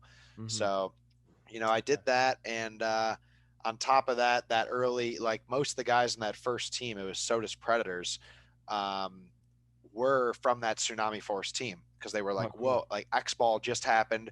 And I remember it was so funny. It's like X-Ball happens and all these guys have like jobs. They're older guys or they have rich parents. So they're all getting bought like SFT shockers around that time period. Mm-hmm. And I remember it was so funny. I showed up to the field one day. I had just finally sold my right feed autococker and showed up with like a $1,000 red non-vision impulse. Yeah. With a Revy.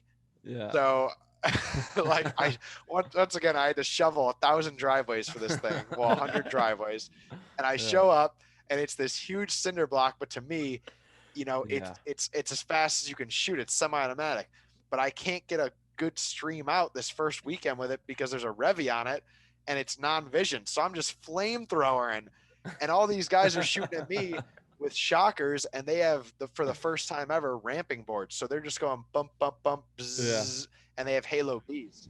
And I'm I always felt like I was a step behind, you know, when they used to have like electro guns when I had the cocker, then I show up with the impulse. Now they all have ramping shockers. Everybody go Google this impulse that he's talking about. I wonder if you can still pull those up. It was definitely a brick. Dude, I saw someone at the field last weekend with an Excalibur. That's what they're called, right? Those are badass. Total bricks, but those were tight. Those were tight. Yeah. I like those. They were cool. Yeah. Dude, shout out to AK. Yeah. The AK? Yes. Oh, go ahead. I was going to say just the Viking. The Viking, those two guns with the side pins on top were similar to the Impulse or the original Die Matrix, where it was like this big, the body, like 4 times the size of our guns, and probably like a 4 or 5 pound gun. For everybody just listening and not on the YouTube, Joe held up his hands in about what appears to be a foot by foot square box. That was basically how big these guns were back in the day. Yeah. So and you had a long journey in this to get to pro, right? I mean, when did you start playing pro? Oh man. So I guess the first time I started playing pro was in the end of 2012. In NPPL. And then by the end of 2013, that league went bankrupt and disbanded, you know, it fell apart. And then I was back to semi-pro. I had already been semi-pro or D1, whatever you want to call it, in PSP. And so it's like, okay, damn, I just lost my pro status. I guess I'll just keep playing. I'm already playing both leagues. So it's like, well, I guess I'm going to play in, you know, semi-pro PSP, which became NXL. And then I went pro again in 2017. So 5 years later with Damage. Wow. Interesting. And you never got burnt out. You know, you kept plugging away. You kept on giving it everything that you have. And now you're stepping on the pro field with all the best players in the world. You're going to be playing with the Aftermath in the 2020 season. Obviously you played with DMG, and it's a testament to your grit, dude, you know, to never give up. Yeah. Yeah. And I mean, even more so, to be honest, you've become a player that does exactly what you said. Show them, right? You've shown me, I'm sure Tyler can agree as well. And some of the other guys like, all right, Joe can ball now, you know, you got to give him a little more respect than, you know, the kid that was like chopping at the bit. You know, Harrison's the same way, right? We'd always give Harrison so much shit. We see you guys in these foreign places and we're like, who are these guys? You know, we don't know them. What are they doing over here? But now it's like, they deserve to be here. You know, they've put in the work. They've earned it at this point, you know, and you particularly, I think your career, especially last year on DMG, I thought you played really well. I think you're really coming into your own as far as being confident, you know, understanding the game at a little bit higher of a level, being a little more consistent. That's something that comes with experience, right? You were someone that your team could rely on. And I think that Aftermath is going to benefit greatly from having a rock like that on the team, you know, because Mike likes to play aggressive, right? And everything that you're speaking to, you're probably going to be the 3 on that team, but you're an aggressive 3. Yeah. So it's going to fit that mold very well. Mm-hmm. Thank you. I really appreciate a lot of that from the bottom of my heart, man. And I'm grateful and honored to at least, you know, be recognized. You know, it's something like I try to really live with no ego. I'm not out here trying to do something to make other people perceive me a certain type of way. I'm not looking for people's status or recognition. But when you do get positive reaffirmation from people around you, especially the greats, it at least lets you know that you're on the right path.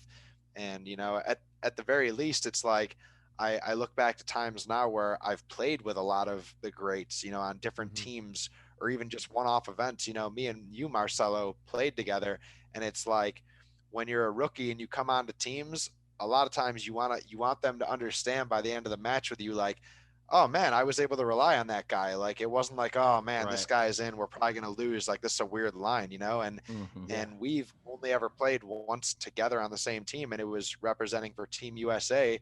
And I remember we won a 2-on-3 out there absolutely, to keep our match from ever, you know, that would have been the one point they might've scored on us.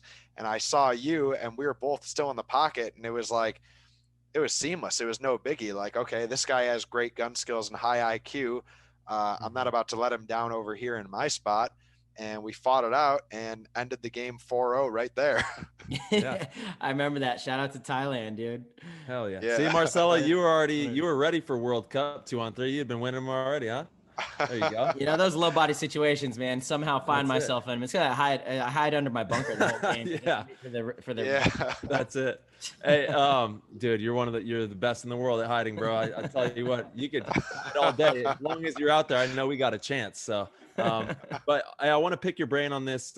What would you say is one of the gears that you've picked up that has taken you to that next level? Because there's a lot of paintball players that feel like they're good. They probably feel like they've been in the same shoes as you and are having trouble getting that next gear, that next outlook, that next set of awareness or whatever it is that you picked up that brought you to where you're at right now. So what would be some advice that you can lay on that? Oh man, I feel like I could do a whole podcast on advice do it, for brother. this. You know? I want to hear it. I'm sure you guys could, but I'd say, first of all, to get to that gear, or to get to, let's say, even the pro level, because that's, you know, I feel like semi-pro paintball players, you can almost give them the textbook and they'll play textbook paintball. Like, okay, he's here, I'll hold this zone from this bunker, blah, blah, blah. But the difference is that gear switch, you know what I mean? Like, they have the know-how, but it's like watching a pro game at 0.015 speed. Like, they can't ramp up the speed and react as quickly. And a lot of that is just like, the foundation of being a pro paintball player is, most all of us I've noticed in the pro league are very, very tough individuals. You know, I'm not talking about like we're going to win a bar fight over 3 people kind of toughness. We have those guys, but I mean, like, mental tenacity is almost unparalleled with us compared to most of our friends and peer group that don't play paintball, all your non-paintball friends. You know what I mean? And I feel like that's something that lacks this day. And if you can't go find a coach or a program that'll give you that and force that out of you, you're probably not going to go pro, just because I hate to say it, like, cause I'm a pretty empathetic person, but it's like, you're kind of too soft for this. You know, you give up too easily, or when you get tired, all of a sudden you just go, that's my excuse, I'm too tired to continue. You know, like that. I can say I'm very fortunate, because like, even since the very beginning, that early team Tsunami Force, I was 12 years old coming into that, and I had a bunch of like upper 20s and 30-year-old guys, and how they taught me how to play, like, you know, how to gunfight multiple people was, and this is back when I had the autococker, and they didn't have ramping, but they all had like intimidators and angels. Yeah. Me and the other two real young kids on the team would get put in the one side's back center, and like the two other kids not playing would be in like the penalty box behind you waiting for their turn, and you would play the upper line, the Tsunami Force guys, 1-on-5, and Oh boy. and you would just get the shit shot out of yourself for the first hour of every practice.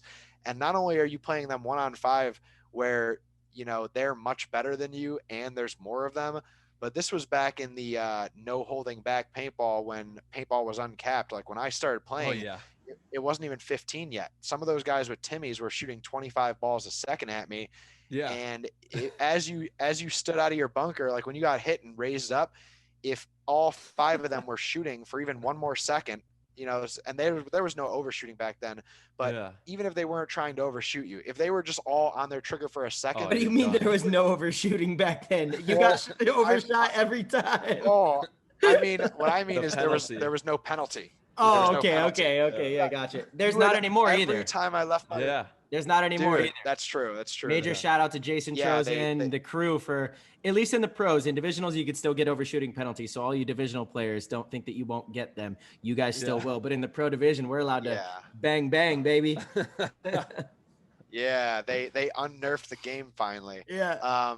But you know, back then there was never overshooting, even though guns were mini guns. So just by leaving your bunker, if there were 2 guys shooting at you, you'd probably have 30, 40 hits on you. Like you'd just be dripping head to toe, and you'd have to clean so much after every point.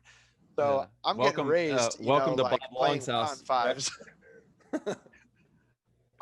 I bet it was the same with you, and you're all rocking Timmies with like amped up Halo Bs. Like you guys would probably get crushed every time. So I got that similar thing in like tiny, dim lit indoor fields.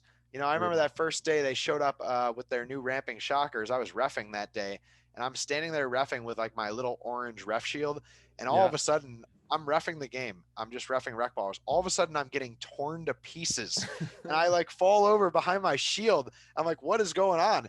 And all of my Tsunami Force guys are standing there holding a big red chronograph, and they're just trying out their new SFT shockers on me. And I'd come off, and it was like there could be nothing I could say, because it's like, we're toughening you up, buddy. Like, you know, it's good for you, kid. Exactly. Yeah. So not wrong. You know, I'd say back to the point, like you need to find a mental toughness where it's just like there can be no ego or taking it personal. You can't go, you know, you don't deserve to do that to me, because people are doing it to make your skin thicker or to bring the best out of you. And you want those people, you know, you want the Mike Hinmans that shout at you or hit you when you make mistakes, because then you'll be used to those tough challenges and the hard failures. Whereas if you get babied and take participation trophies your whole life, guess what? When you get into semi-pro, pro paintball, there is none of that. And there's, if anything, you know, you're going to be one of those guys just like, well, at least we're here, pat myself on the back, and you're not going to reach that higher level. So that's a big step. I love that you hit on that, the mental toughness, because you're absolutely right. You got to be able to, when shit is going bad, you got to be able to pick it all up and put it together and make it work in that moment when it's not supposed to work. That's the only way championships are won, is when you do things that aren't supposed to work and you make it work. And then, you know, you gotta really stop looking outside of yourself, because I see a lot of players look outside of themselves and they're searching for things. You've got to just do it. You've got to just do it. You got to find it within yourself and become hyper aware, like you were talking about earlier, and just do it. You know what has to be done. I'm tired of the excuses. I'm tired of the blaming and looking outside. Just get the damn job done. You know, at a certain point, we all know what we have to do. So I'm like, no more talking, no more hoopla. Let's just get the jobs done. And when you can start to just cut the fat, you know what I mean? Just, there's so much fat going on. We got to cut through all this fat and get to that prime, hard hitting, you know, gritty type paintball. And then once you guys can all do that as an organization, the world is yours. You can win tournaments doing that, you know? Yeah. Yeah, I agree. Yeah, once you dude, it's funny, something I learned in a lot of like the books I've read and things on self-awareness and podcasts I've listened to and mentors is once you start just taking responsibility for everything that happens to you, That's even it. shit that might be outside of your control. If you, as soon as, let's say, something happens, it's like somebody ran a stop sign and that wasn't your fault and they hit you. But if you say that was my fault, it almost gives you more power back, because it's like, now you can always take the positive from it. You can go, okay, this happened to me. It's my fault. I'm responsible for it. What am I going to do from it? I might not be able to control what happened to me, but I can control how I choose to react to it. And am I going to just let this be the thing that kills me and I give up? Or am I going to make a better me and decide, that's going to make me do this to change and get to this next spot, and could have stayed at that stop sign a little longer and looked both ways and made sure people were following their rules. Seriously, like that's, it's funny you use the stop sign one, because I argue with my lady about this all the time when we're driving. She just thinks that like the green lights, everything, just if you go by the book, nothing bad's going to happen. I'm like, do you realize how bad these drivers are? There's other people that are driving with their eyes closed. No, like I'm out there super paranoid of everything. I'm more of a defensive driver, and that doesn't mean you drive slow. Also, I can still drive fast or whatever, but I'm always on the lookout of like trying to see if someone else is making a mistake. And that is that next step, because you're right. It's so easy to just put the blame on other people, but there's almost always something that you can do to improve or to give yourself better chances of negative things not happening to you. Yeah, absolutely. Yeah. Even let's make an example that, because maybe you should have looked around, and you are partially responsible for someone running a stop sign hitting you, because you could have looked further down the street with some forethought into the future and went, that car's still going too fast. He's not going to stop. Exactly. So how about this?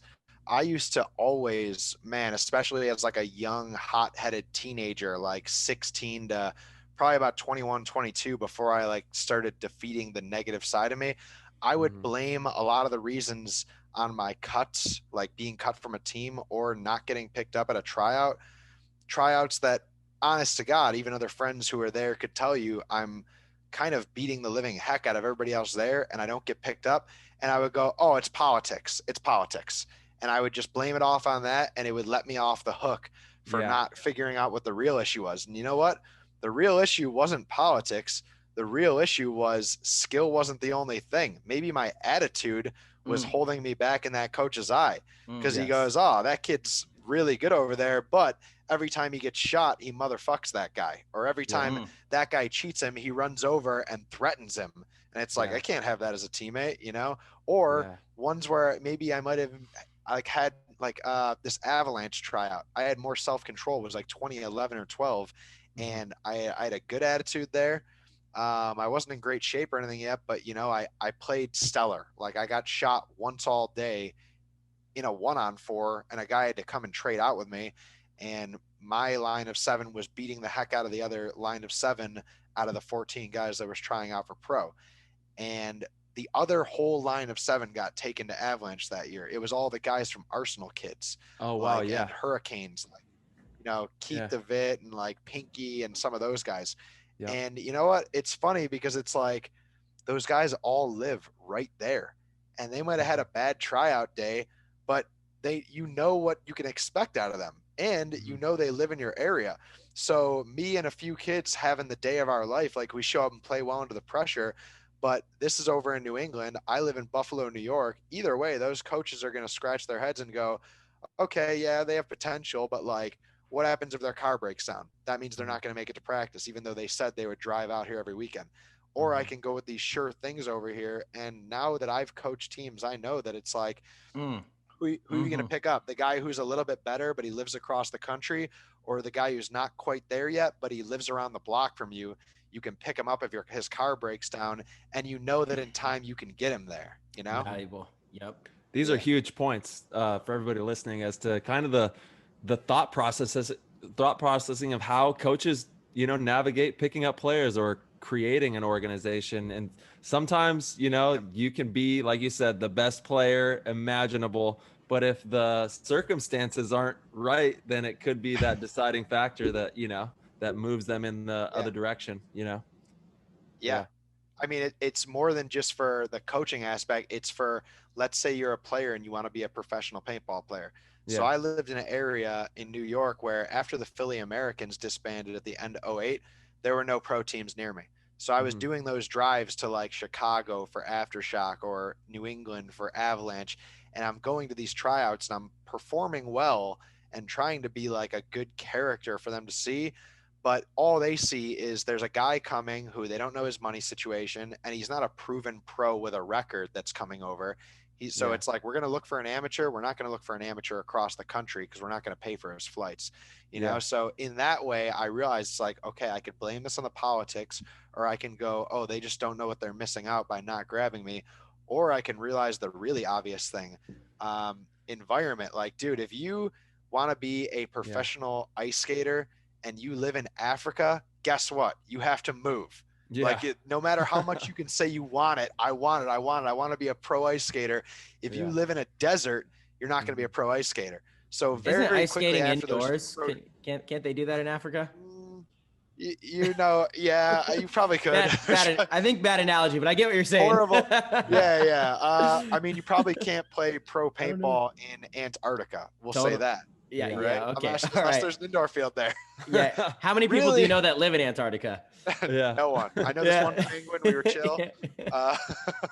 Yeah. All my analogies are going to be terrible because I'm sure there's a way that you can do. Well, a good example is there's a lot of places in Asia, right, where being a professional paintball player, or even in Europe, a lot of them until recently. Now the pro teams over there kind of have more, statue and stuff. But before it's like, you got to move here. Like if you want that, you have to be here. You have to be around. And even, locally in the States, that's why you did it. It's why, the story of Kyle Spica, got in his car, drove cross country to be in the area where there were pro teams that you can constantly be out at the field around the pro peers and, build a little reputation for yourself in front of them and then eventually get picked up. Like that is, you're 100% right, dude. I'm just, I'm giving you a hard time. I'm always hypercritical of things. I'm just joking though. I love it. I like your personality a lot. And your humor always gets me because it's that edgy sarcasm, but obviously it's not personal. It's hysterical, and I kind of need that because I'm almost too nice. So I always enjoy when I get those people that are like poking and prodding. There we go. You know what I mean? You got to keep me. Marcelo's good at it. He's really good at it. It's all fun, dude. I grew up in an Italian family, bunch of older brothers, I just got picked on all the time. And if you can't pick back, if you can't poke back, you're in trouble. Yeah, you're in trouble. Exactly. But you're right. There's something that's to be said about doing whatever it takes to get to where the organizations are. You have to. Mm-hmm. Yeah. And I kind of want to dig into your most recent couple years. You played with Sacramento DMG. And you really made a name for yourself there. Huge shout out to Dave Baines and his whole camp that he has out there, Capital Edge Paintball. Just an amazing guy with an amazing community that I'm so fortunate and grateful to have seen Capital Edge from day one. I lived in Northern California my whole life. Only recently now I live in Arizona, but I just love their family and everything they've done for paintball. So kind of talk to me about DMG and what that's created for you moving into Aftermath and what you're going to be doing in 2021. Yeah, I can definitely do that.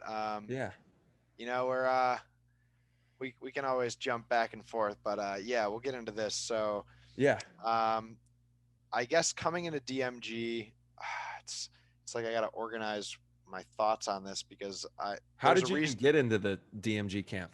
That's what I was going to say is it kind of just makes sense. How did I get to DMG out of nowhere? So basically, I had played with Tampa Bay Damage, right? And that was my dream team since like 2008. Like when they first went pro and they came in and won an event, I was like, holy shit, that team is so dope. Like you got Chad Bougier running and gunning down the Dorito side off break with 9 pods in his back at lightning speed. He was insane back. He's still a monster, but it was like who the hell is this kid? Yeah, that's called him disgusting. No, that's Brian. That was Brian Smith. That's right. But Brian on the other side, Chad, and you can say things about that whole team, but like Brian Smith on the other side, you just see that dude in the snake, and all of a sudden to be a 1-on-3 against him, and he would just like back up to a weird spot, like at the back of a beam, and just go, okay, kill 1, kill 2, kill 3, and he just one ball everybody like with such like agent like precision and composure from a front guy, and his one ball snapshot is unparalleled, like maybe matched by like Mike Carthy or someone, but just a lot of those dudes on that team. I know a guy. There's a lot of great gunfighters. You're definitely way up there. But as far as like each team's play style, like what was Damage always known for? That's the Royal Gunfighters. Those dudes, they're not even necessarily the most like defensive or aggressive or tactical. Damage was known for defense. They were defense. Time, they were the slow playing team that wanted to sit there, shoot paint, and they were down to win 2-1.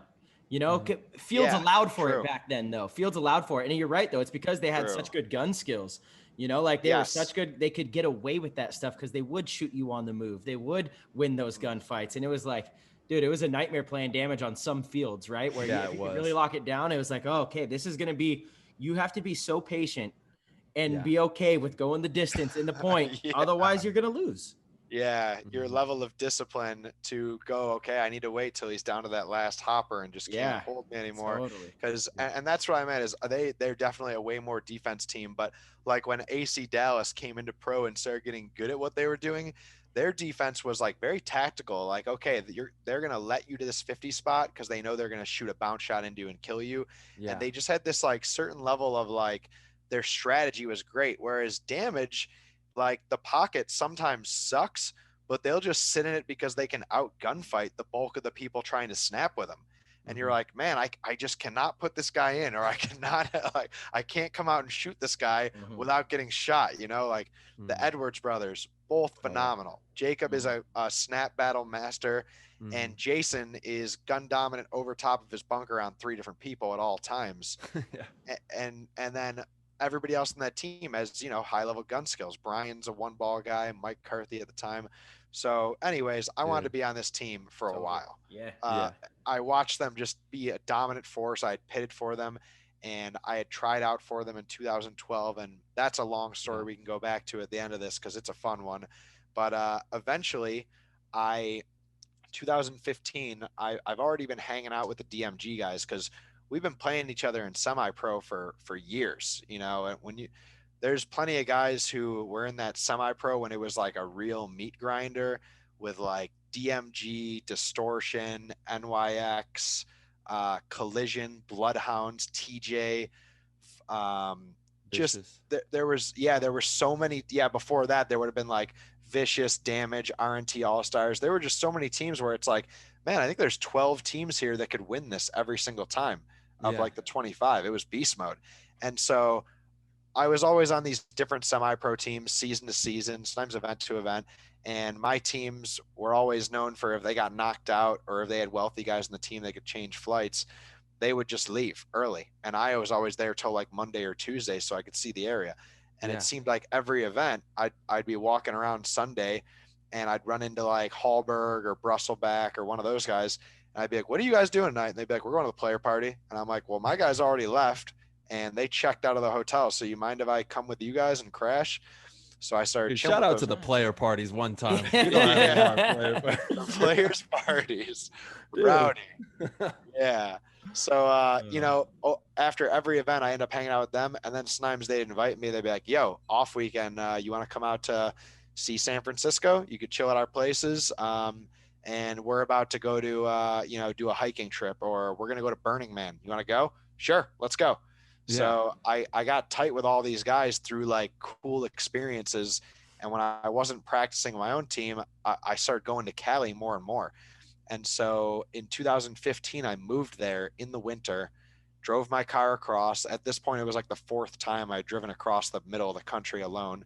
Wow. And barely got through like a ridiculous snowstorm. Like I'm driving across in a front wheel drive Ford Taurus, white knuckling in a blizzard, just trying to follow the red dots from the semi in front of me at like 30 miles an hour for like 2,000 miles. It's painful. Sheesh. And I get there and I'm only there for like about a month. And I'm like thinking about starting to play in with these guys. I'm like, I've always wanted to live in NorCal at this point, because I liked the NorCal kind of like hippie vibe and the music and all that. Yeah. And then Damage hit me up, and I was like, okay, I guess I'm leaving. And so I told them all that, packed up my stuff, stayed up all night with them, like hanging out, got a little sleep in the morning, and then woke up and drove for 3 days, made it there mid-Friday, started practicing Saturday and Sunday with the Damage organization. Sheesh. Yeah. Jeez. That's And a lot. so, yeah, 2 years of that goes by, and we can come back to this whenever you guys want. But basically, that catches up how I knew DMG. Like for like 5 or 6 years, I'm already close friends with these guys. It's a long time coming then. Yeah. You were building relationships, you were building friendships, you were, and Yep. it's funny how things like that, again, it's not that you're looking for opportunity, but just creating connections with people leads to different opportunities. It's good to have friends. Yeah. It's good to, it's good for your soul. It's good for everything. That is again, like you can argue that path is what got you here with a spot on Aftermath too. If you didn't go and play for DMG where you were able to be one of the highlight players, like imagine if you stayed with Damage, you may not have blossomed, the way that you did, or gotten recognized the way that you did. Yeah. Yes. So yeah, we can exactly hit on that point is, real quick, network is your net worth. And, I'm not sure how much you've traveled, Tyler, but I know, Marcelo, you know this because me and you probably have 1,000 friends in every different country around the world. And if you need to go somewhere, like I never worry about hotels anymore. It's like I'll hit up some person I know through Paintball. And so my network has paid for itself 1,000,000 times over just from being a nice person and enjoyable to hang out with. And, there's the skill set of Paintball, but more than anything, it's like you're a positive guy that wants to immerse yourself in those cultures or meet new people or, share experiences and trade like things and like your craft for theirs together. You can meet a lot of people and have a lot of opportunities opened up to you. So yeah, I guess back to the story. So I already knew these guys. We had been knocking each other out back and forth of mid-late Sunday games for countless seasons of D1 semi-pro, and I had been hanging out with them and doing like cool stuff and camping and concerts. And so I went to Damage because you can't leave life with a what if. And I knew I wanted to play with my dream team. Of course I would have played with any pro team, but of all the pro teams I want to play with, it was that badass chip on the shoulder, really mean to other teams, gunfighting legendary Tampa Bay Damage. Yeah. And I went to them and, I lived there for 2.5 years. I played with the semi-pro team and then the pro team. And I accomplished the to-do list of playing with Damage and playing under some of the best in the world. Learning directly from Jason and Tim especially was mind-blowing. And there, I'd say I learned more than with any other team just because of the, the amount of knowledge that those guys have and their veteran level, abilities that they can pass down and being forced to always be better. Like we got a second place to Russian Legion one event. And to me, I'm ecstatic because it's like, holy shit, my first year pro, I got to be out there in that finals game and do a decent move and get some kills. And, I wish we would have won, but walking away with second and this big silver on my neck. And the whole rest of the year, we only had podiums, like, a bunch of fifths, fourths, thirds, and seconds, and just missed the first. And it was great. To me, that was a successful year. But Tim and Jason would look at me and be like, we didn't do shit. We're not happy with this. Like anything less than winning, like we used to always do, is not up to our standard and we could care less. I guess we got to work harder.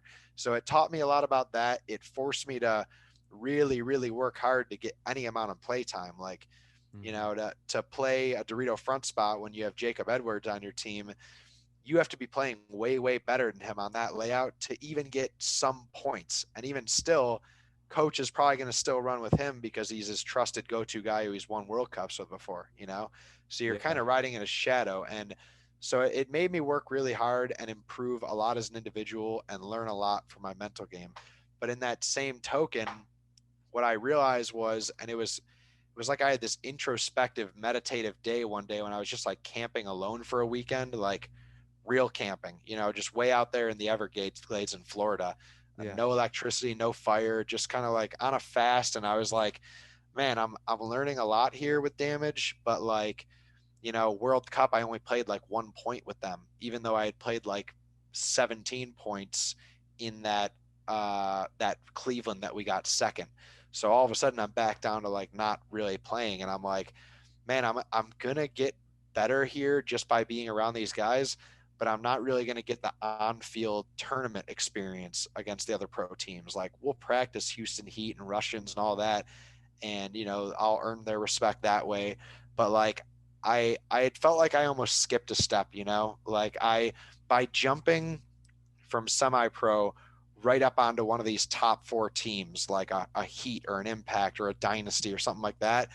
It's like you kind of almost feel like you're just along for the ride. If you play great and hopefully you produce, and I would try to every single point, but whether you play or not, that team is going to do as good as it's going to do, because they probably have other guys who can play your spot just as good or better because they're vets, Mm-hmm. So it made me realize that I'm like, man, I want to be out there producing, and not in a selfish way of I want to be out there and be the guy who wins these matches for us, but in a way of like, I'm not going to get good enough as fast unless I am willing to like humble myself and take a step back so Yeah. that I can get really good with the on-field time and learn how to become the guy. And then if I ever go back to one of these teams, I'll get brought right on and be a starter, For sure. because damage, it's like there were guys like I was fortunate when I got on that season.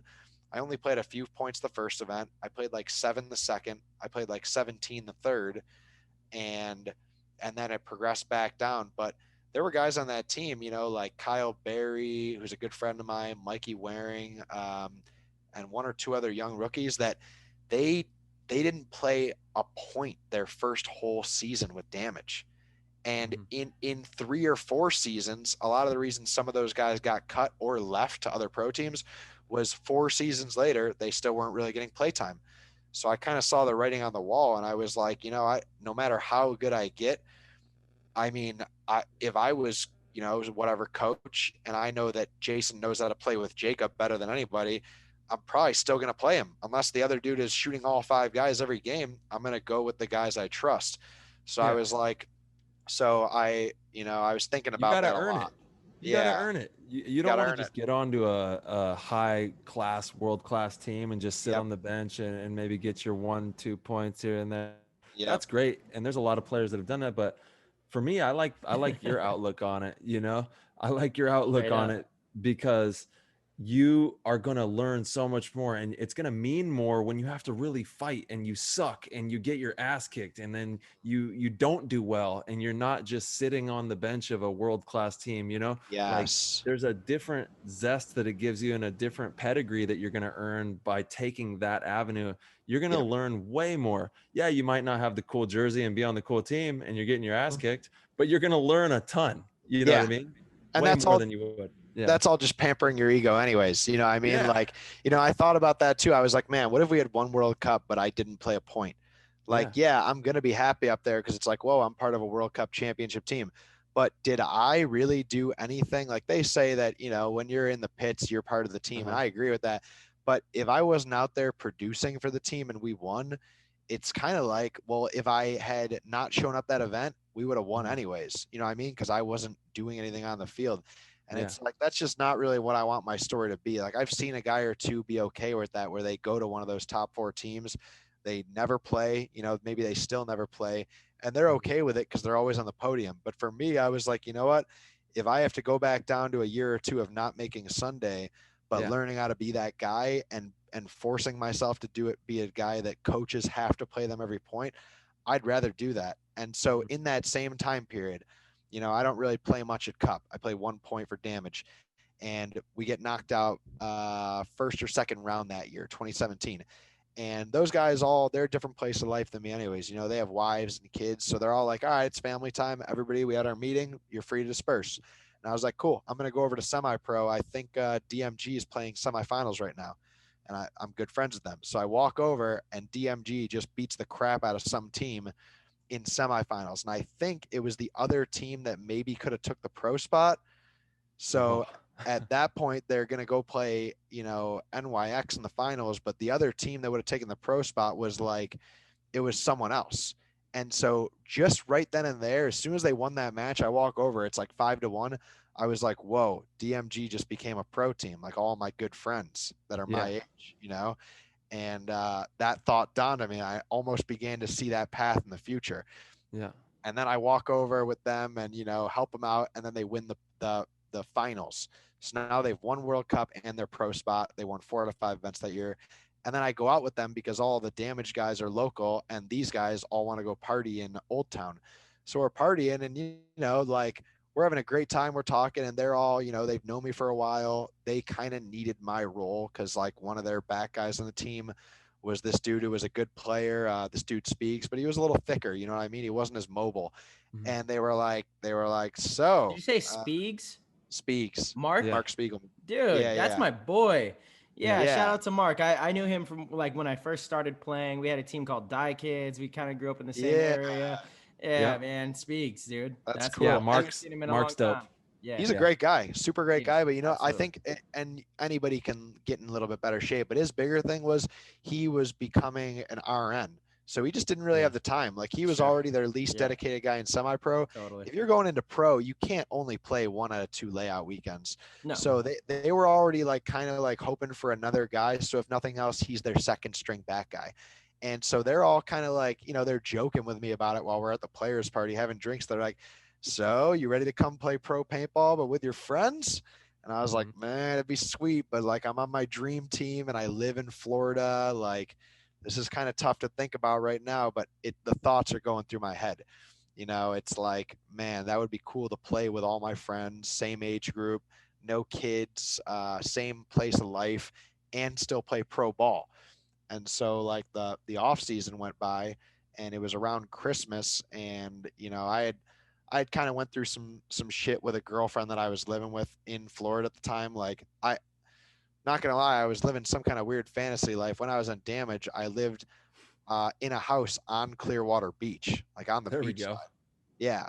And I do not it's kind of like that same thing where it's like that whole year I was in a place that I didn't deserve to be, you know, like not that I don't think you should always feel, hey, I'm worthy of this, but like I'm on damage and I haven't really got good enough to get playtime for them yet. I'm just there because I'm a hopeful of potential. I'm living in Clearwater Beach, but I cannot afford this millionaire lifestyle. I only live there because this beautiful woman I'm with at the time had parents who owned a vacation home on the beach that they barely ever went to. And when we moved there, I was like, all right, we got to start looking for apartments. And she's like, well, actually, my parents said we could just stay at the beach house. So for like 2.5 years, we lived in like $1 million beach house. All right. You know, like rent free. And whatever money we made was just money in the bank, basically. Yeah.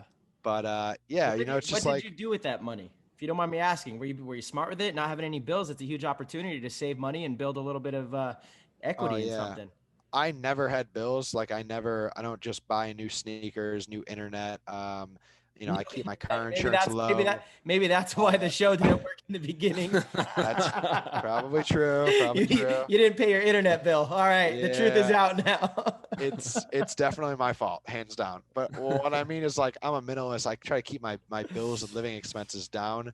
And paintball was free on damage, like 100% free practice, everything.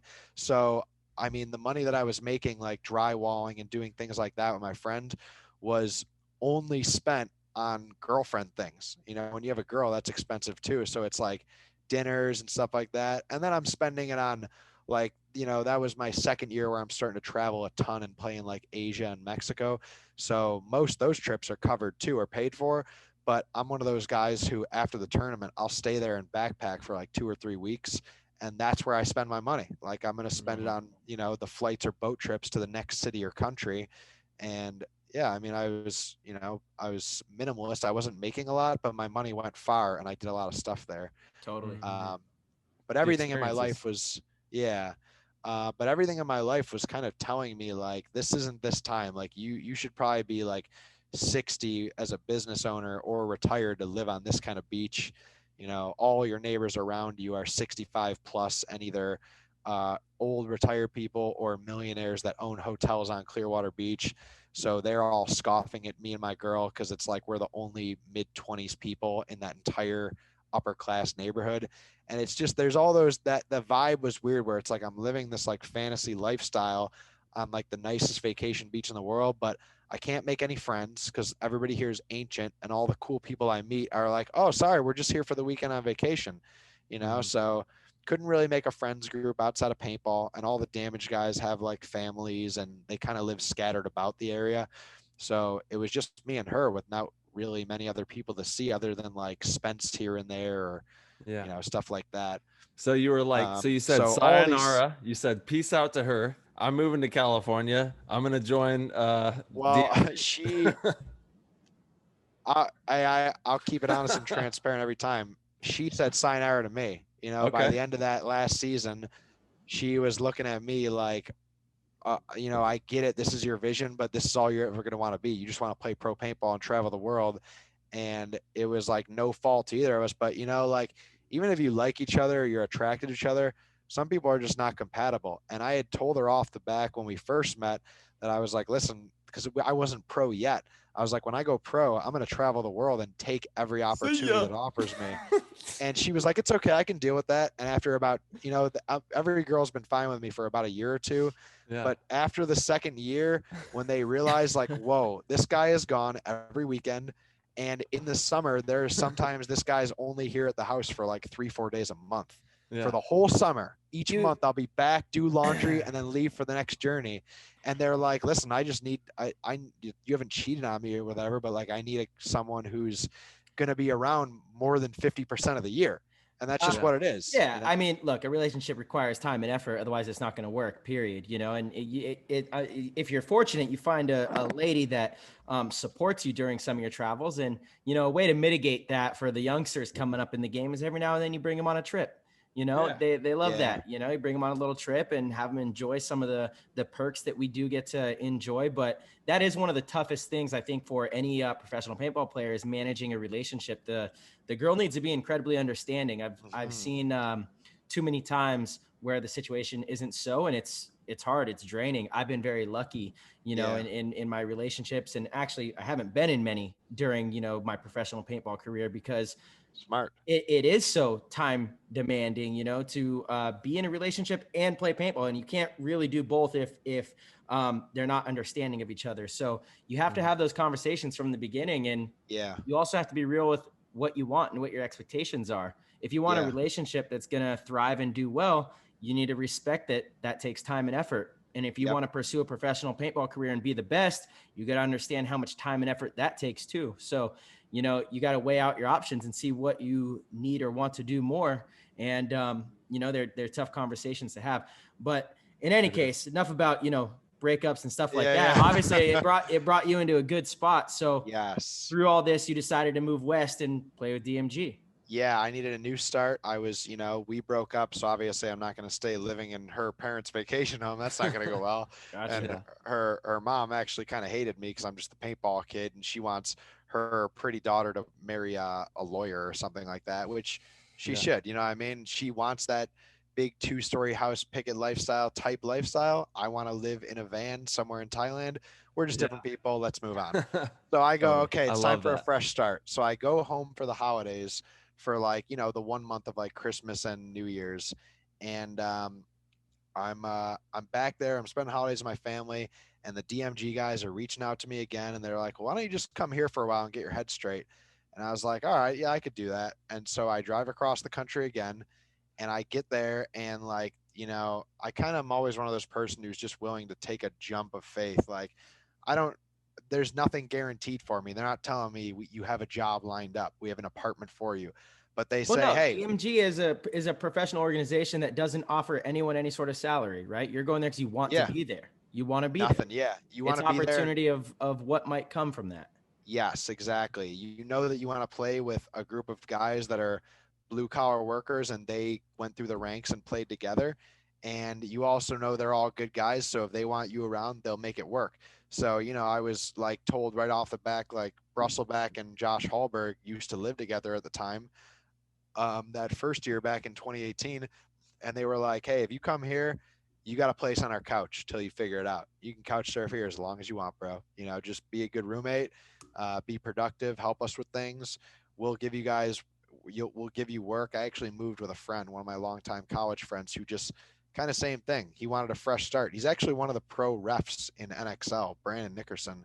Whoa. And so, Tight. yeah, me and him talked about it from Christmas to New Year's. And he was like, yeah, I'm ready to get out of my job. He was working some corporate bullshit for like a college apartment complex, good money, benefits, but he was just sick of it. And he'd always heard Cali was cool from me. And I was like, let's just go do it, man. Worst that happens is it doesn't work and we just move back in a year. And so I wasn't planning on that, but we move across smooth. We actually drove there because we had two of us to switch back and forth and we could sleep in the back seat. We drove across the country in 33 hours flat. We only stopped for gas. God. A good number. Yeah, exactly. Kind of weird, right? Yeah. So 33 hours flat. The trick to that, everyone, so you know, is you don't stop for meals because that makes you have to stop to go to the bathroom and it makes you get like sluggish, like you get the itis. So you only have water because you do need to drink water, maybe some iced coffee and like trail mix or like energy snacks, and just eat lightly or even try to fast the whole way unless you need it because you're asleep. And only stop when you need gas at about every half tank because when you're way out there, there's sometimes that it says next gas stop is 103 miles. So you never let yourself get below a half tank when you're out in the middle of the Dust Bowl Midwest. Yeah. I've done it 6 times before, and I've had that scare where I was driving for an hour on fumes, and it was just the worst anxiety of all time. Like, am I gonna fucking make it to this next goddamn rest stop, or am I gonna die out here? And it's scary. So, anyways, we get to California, start staying on their couch for 2 months until we moved into one of the DMG houses in Sacramento. And, they just always had stuff to do for us. Like, I immediately started Ubering. And other than that, a lot of these people around here have their own businesses. I started doing part-time construction, drywalling, little things like that Tim was part of. And, yeah, man, any opportunity that was offered to me, I would take it because it's like I'm in no right to demand a good position. I'm at the bottom right now, but I need to make this work so I could play for this team. And I knew I wanted that lifestyle. And honestly, even in that first beginning few days of January, everybody is off season mode, so it's not super talkative in our chat, but McKenna, who was the coach at Damage at the time, at Jason, they said they would still have me on Damage. And that's what made it really tough is they were like, yeah, I mean, we don't plan on cutting anyone. We'd still love to have you. And I was like, I think I got to move to California. I'm not able to live here anymore. I could probably find a place to live, but I have not been able to find consistent work that will fit the paintball schedule in the Clearwater area. Because if you're going to do car valeting or things in a tourist area, weekends are the most important. So I just could not find ways to make money to keep up with living in the Tampa Clearwater area. So that was a big reason that it was I don't know how I'm going to keep living in Florida. And these guys say they have job opportunities over for me in Cali. So I moved there. I talked to the Damage guys. They say, we'd love to have you, but we cannot pay for, airfare for travel, for practices and stuff like that. And it was man, okay, that's going to eat up a lot of my, money that I'm making here. Now I have to live, and Cali's kind of pricey, not much worse than, actually not worse than Clearwater Beach, but not much worse than the Tampa area. But now flying across the entire country for practice is going to be tough. No way. Yeah. And also these DMG guys are in my ear of well, now you live here near your friends, you're practicing on your off weekends with us. Why don't you just play for us? We're a pro team. And that was it. It was a hard night of thinking, but it was yeah, Damage. I think this is just the writing on the wall. I don't know how many years I'm going to travel from here to there to practice anyways. And I don't want to burn out or cause you guys resentment. And I think I need to get more on-field playtime at the events, not because I deserve on your team, but I need to get it personally if I'm ever going to get better. And well, did Impact and Dave Baines have any influence on you going to DMG? Honestly, people have asked me that too. And so obviously that's a big thing you think about is okay, so this isn't a team with any kind of big budget. And I'm going to go from a top team to a team of, guys who are talented, but they're all rookies. And we don't have a coach. And there's a lot of things where it's this is going to be tough. But it is a big perk to know, well, no matter what, one of every event layout practices. So 5 times a year, we get Impact as a sparring partner. So even if I don't have a coach like Dave directly telling me what to do, I'm going to learn and get better just trial by error from having to play heads up against Mouse and J-Rab and all these legends. Absolutely. So that was definitely a thought, but honestly, it wasn't the deciding factor. Like, it wasn't like I moved there because I wanted to play for DMG because it was, under and surrounded by Dave and Impact. It was mainly I wanted to play with those guys because I wanted to play with Tim Brusselback, Josh Hallberg, Andrew Wyatt, Thomas Kim, and I was also starting to get to know more and more Marvin Gerber and Shane Howe. Gotcha. Bunch of great dudes. Yeah. Shout out to Shane.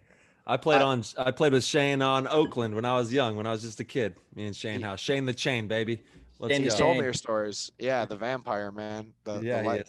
He's, it's funny is I got a story that involves you, Tyler, and I don't think you knew me then, yes, either. Like, the first time, I don't think it was the first time I met you. I'm not even sure if we formally met, but I swear to God, I've told this story on every podcast that have asked me. The reason I wanted to play with DMG was not only was it like, okay, these guys are all really close friends and it'd be cool to play pro ball with them, but there was one moment that it's burned into my head. So I remember the details that made me want to play with that like starting line in particular. And it was this moment. So before I had moved there the first time, it was 2014. Before I moved there in 2015, when I was playing with NYX, I'm there and like, they're like, hey, you can jump in with us if you're off weekends, like bring your gear bag and you can just jump in with the DMG semi-pro guys.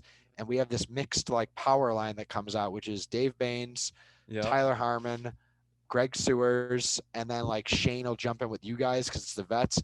And then you'll grab one of the DMG guys who's sitting, normally like Jay Stu. So that was actually the line this day. Damn. So this one time, I'm jumped in with the other line of DMG guys. It's like me, Hallberg, Tim, Thomas, and Wyatt. And we had this point, like we were good. We had chemistry. Like I just fit in and talked well as there 3 amongst them. But there was this one point that you guys shot 3 guys off break and you went snake off break. And I saw you get in there. And Josh was in the snake side Aztec, like not even the God bunker, or like one bunker out in the pocket. And I was in the back center Aztec right next to him.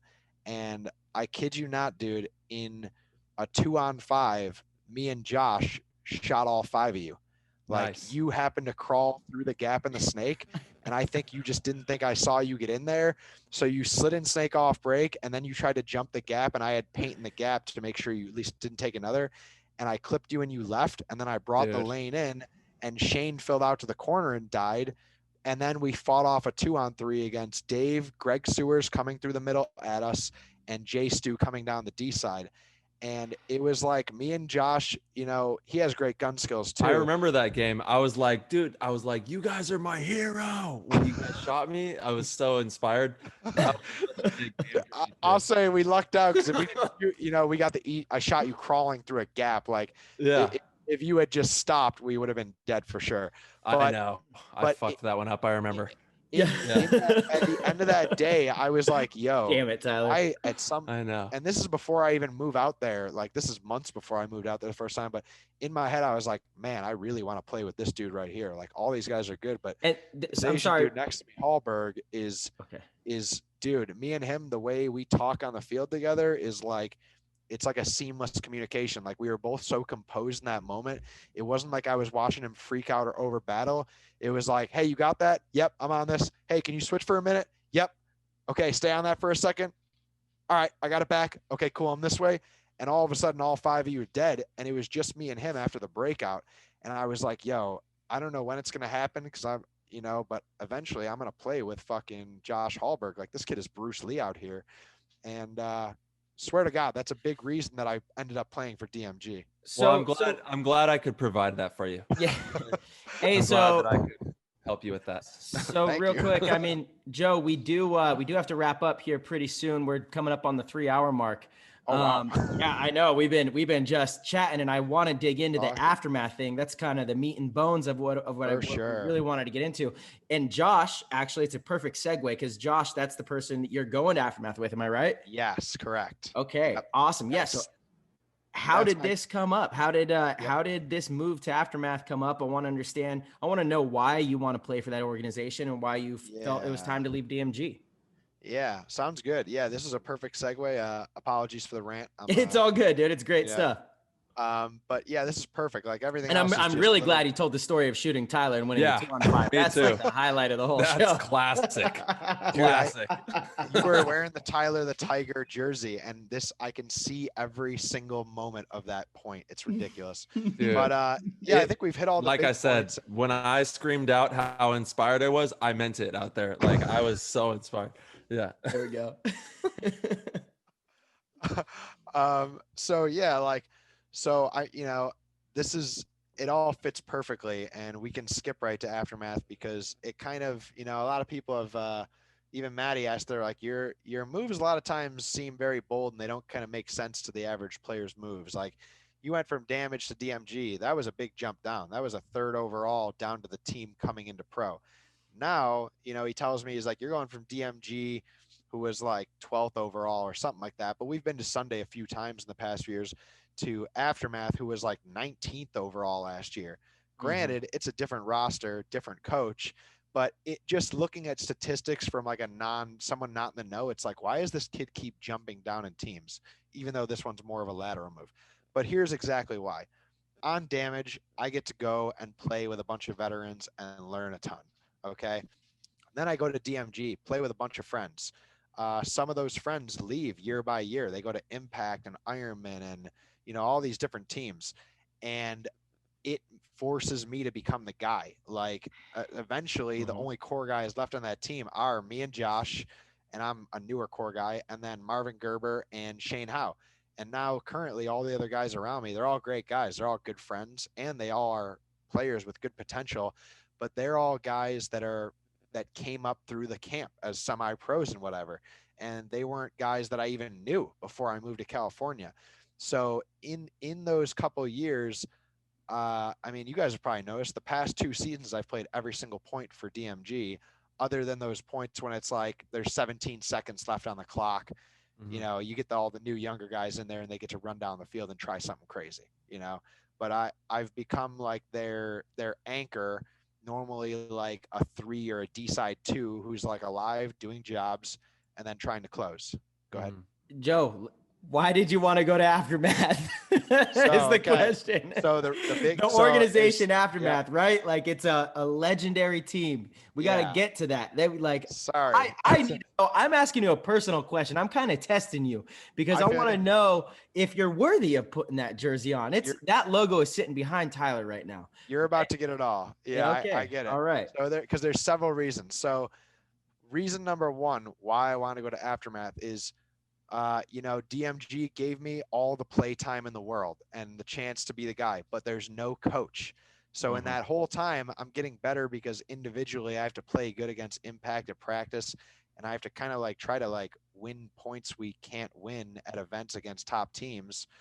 But I'm actually not really learning anything new. You know what I mean? Because we're all self-coached.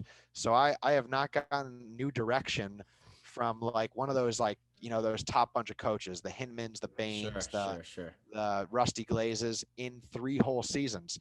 And I just don't really I feel like I hit a plateau where it's like, I think this is as far as I can go with this team. And all of a sudden that opportunity came up.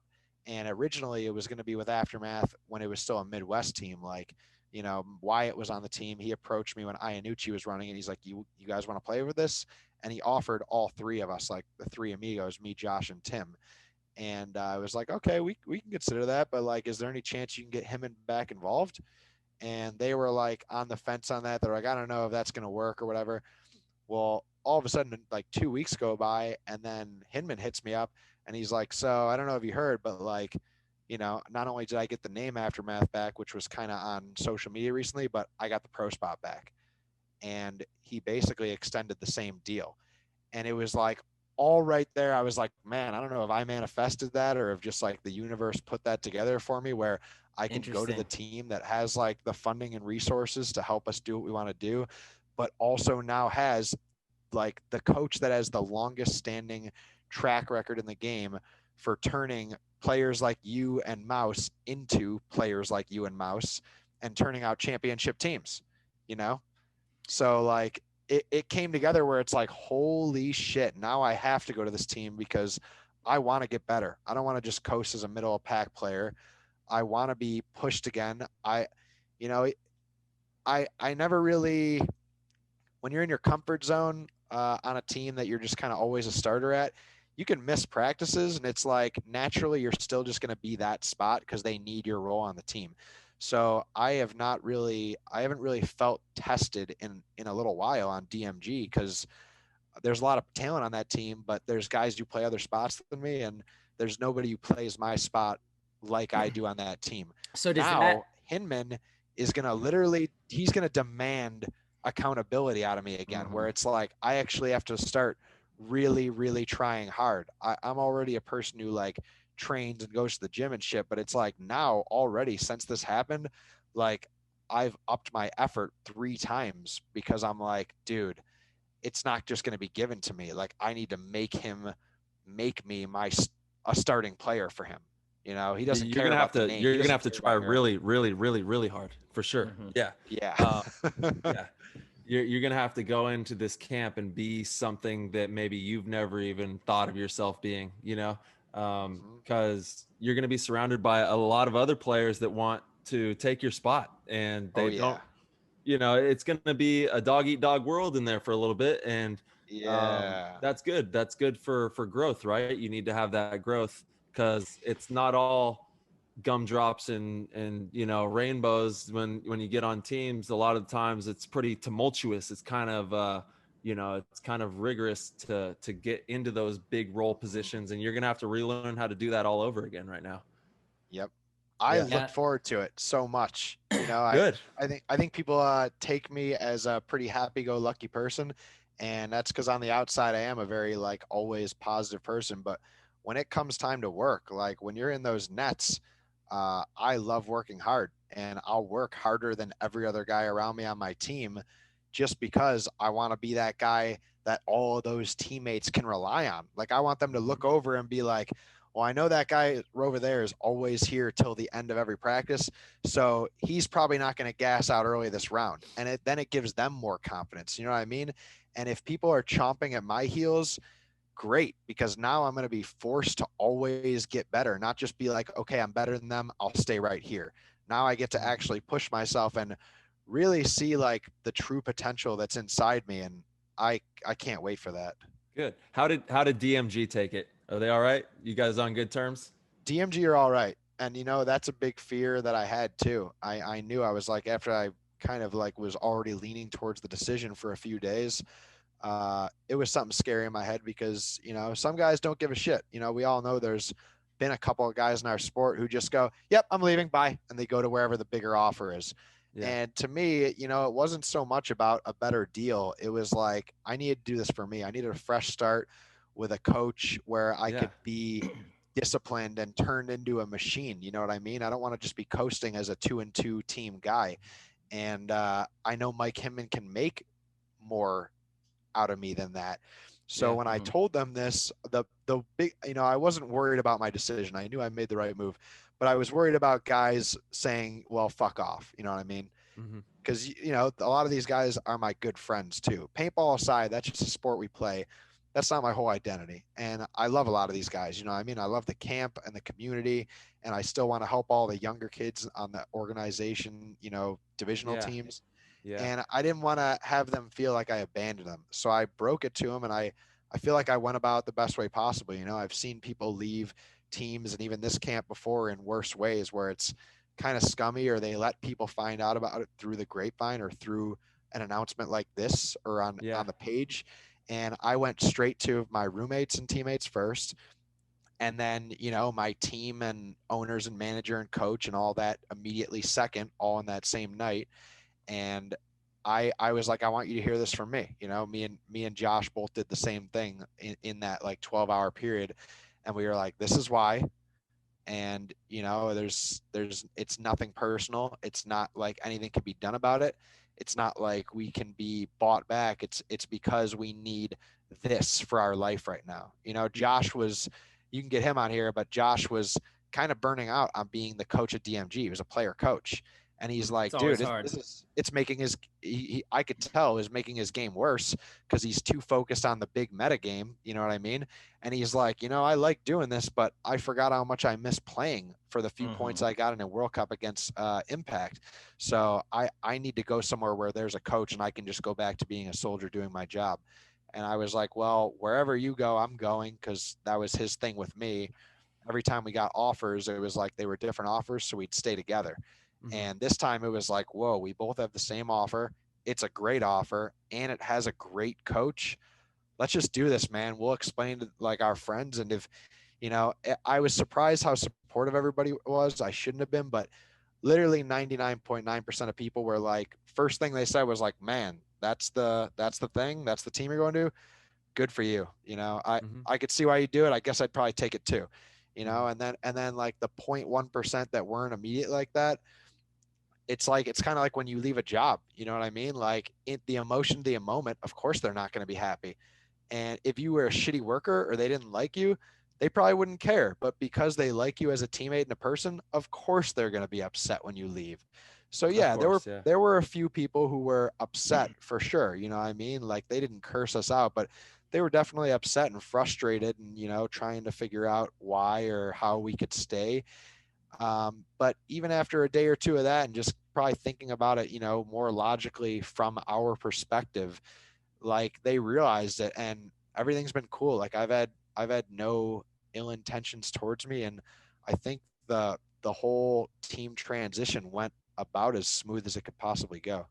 Good. Well, we're stoked for you, man. We can't wait to see what Aftermath does in the Totally. 2021 season whenever we find out what's going on this season from the NXL. Hopefully we'll hear some news coming up in the next month or so. It's going to be a grind, dude. You guys are going to work hard, and we're excited to see how you guys pan out in the season and see Aftermath back in, Sunday Paintball. Yeah, dude. We're actually, I think, Marcelo, I'm gonna see you this weekend. Exactly. This weekend. Yep. Yeah. For all you viewers, if you see this before this coming weekend, our first practice, like our first official practice, kind of / tryout for the last few spots we want to fill for SD Aftermath is this coming weekend, the weekend of the 9th. And fortunately for us, Mike has a couple good friends in the alumni that he has pitted to play against the new squad and hopeful tryout guys. So we'll be playing against Marcelo here, Mouse, Spica, and probably a few other high-level players. And man, I'm excited for that, dude. Like what a better, you can't ask for a better first experience with your new team and with your coach demanding certain things out of you. Then here's the real test. You're not going to play against divisional kids. You got to go toe to toe with guys that are actually really, really hard to kill. Yes, they are. And yeah, bring your Pacacados, bring everything you got, dude. So hold on, the Pacacado thing, where did this whole Pacacado thing come from? What is Pacacado? Oh, I'm happy you asked, man. Actually, you'll see I'm kind of always representing. Because you and Harrison literally are Pacacado gods. You got avocados everywhere. Avocado. Literally always. He's got avocado pins, avocado socks. Oh my goodness, for the listeners. He has an avocado pin on his hat, avocado socks. Oh my goodness. Hey, avocados are good. They're good for you. They are, dude. Talk to me about the power of the avocado just for 1 second. I need this. And then I have one more. I have another hot take for you before we get off here. All right. For sure. For sure. So like to start off, avocados are great for you. When I started getting healthy, back, I used to be like 250 pounds. And then when I was getting healthy, I was like, man, I hear fats are actually good for you. I'm going to eat something that's good and fatty. Yeah. And like a lot of energy every day. And I started eating avocados every day with my breakfast. I'd make a breakfast sandwich with avocado, eggs, cucumber, stuff like that, spinach every single day. And eventually I was like, you know what? I don't want to bring like granola or like carbohydrates or stuff to the field that's going to make me crash. So I would leave an avocado in my gear bag, in the side pocket of my gear bag or backpack. Yeah. And then eventually people started watching me pull an avocado out of the gear bag pocket. And they're like, what's that? And I was like, oh, it's Pacacado. It's an avocado you can keep in your pocket. And I'd pull a pocket knife and a little bit of sea salt out with it, cut it open, and I would just have this like quick light energy snack. You know, I've eaten something, Genius. but like my stomach isn't like sloshing from a full meal. I'm watching dudes eat like McDonald's, but you know, halfway through a Yeah. practice, and I'm like, what are you No way. doing, dude? You just need some energy. You don't need a whole meal. Yeah. So, and then I didn't start it. It just kind of people started calling me out on it, and it kind of became like a weird little movement. Well, it's definitely a movement now, my for friend. sure. It's Yeah. 100% a movement now.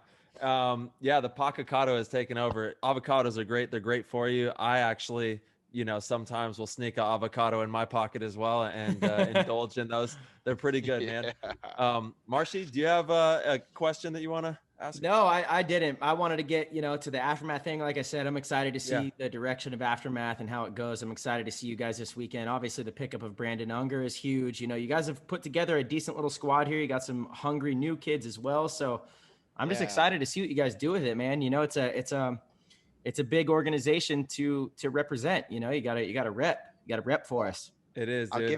I'll give you a little sneak peek. This will be your heard it first here on the show thing. If you have no other questions about Aftermath, Heard that. The news hasn't been released yet, obviously, as a news alert on NXL, but everybody told me this was cool to say. So guess who else is going to Aftermath? Oh, I don't know. What do we got? I'll give you a hint. He's my third amigo. He's the other Thomas guy. Thomas Kim. Oh. Oh. Who else are my thick as thieves with? I've mentioned him a few times. Oh already. yeah, Tim Brusselback. That's right. I already knew that. Like to me, that was yeah, it was common. Yeah, I forgot. Tim. Okay, that's gotcha. totally right. Yeah. Well, I didn't know we could say that on here. Okay, badass. Yeah, I love that. It. Tim Brusselback, dude. That's a huge pickup right there. You guys have you have a solid squad. It's funny. Brandon Unger obviously played for Aftermath before. You have a good core of DMG that knows how to play with each other, and then some, new younger kids that Mike's been working with, and that's solid. He's going to be there this weekend too, I'm sure, right? Everyone will be there. Oh yeah, everyone. Yeah, the three of us are road tripping down together Friday morning, and that was the one last thing I was going to touch on your guys' show is, I obviously I don't think it's big in the paintball world like 3 tenured superstars going to Aftermath, but why I think this is kind of cool is throughout our lineage or our history of paintball, you've seen these groups of guys who there might be better guys for each role, but because they have chemistry, for example, there was that group at one time of Sam Monaville, Tim Montresor, Ryan Moorhead, Chad George, and they would go from Philly Americans to Aftershock to Impact to Houston Heat. And it was like that group would carry success with them because you already knew those guys had chemistry together. Plug in a few more good role players or attackers around them, great. Then you had that other one that was like Damien, Greg Sewers, Brad McCurley. They were doing one thing, Shock, then Infamous, then Ironman. And I feel like anytime you get a group of guys together, it's tough to go as a package deal, but it's like now there's already at least like a structure of guys who know how to play paintball with each other.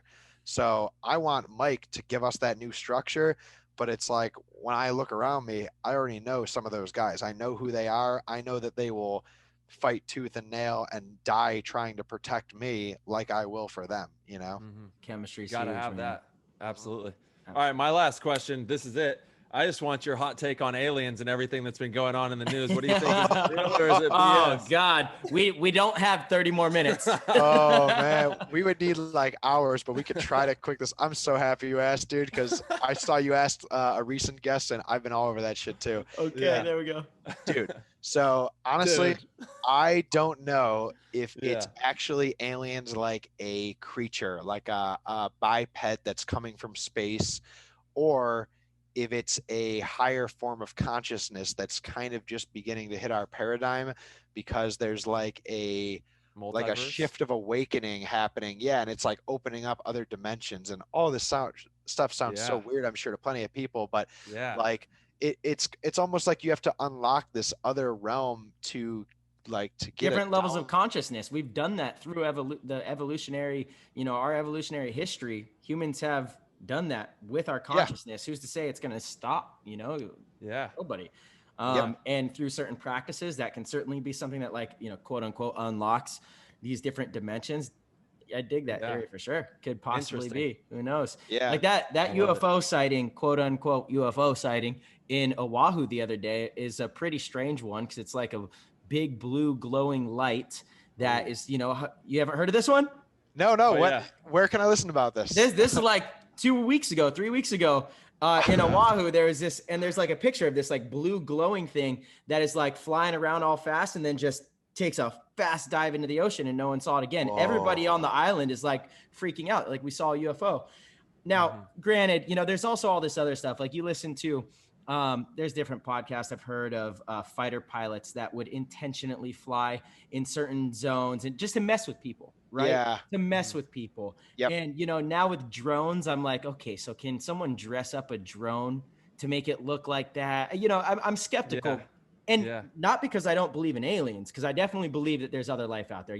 I just don't see how it's there a could numbers not game. Be. It's probabilities. Totally. Yeah. But to me, what makes me think that we maybe have not been visited by a UFO is the distance it would take for them to actually get here from some of these planets. It's thousands and thousands and thousands of years, unless they have unlocked the like interdimensional travel. I don't know. Yeah. I don't know. It just seems highly unlikely, but I guess there's these theories where you can bend space and time and travel. Particle physics, where it bends around and it reconnects to the smallest point. Yeah. Exactly. So that, and then just to touch on the water thing, you know, this is classified information, but the water is hot, man. I don't know what's going on in the water, but the water is hot. You know, ball one, G1, I don't know what to call it, but hot. Yeah, man, I'm happy you asked this because I actually have a good story about this. And, you know, once again, I'm one of those transparent people. I don't give a shit what people think because I know it's true.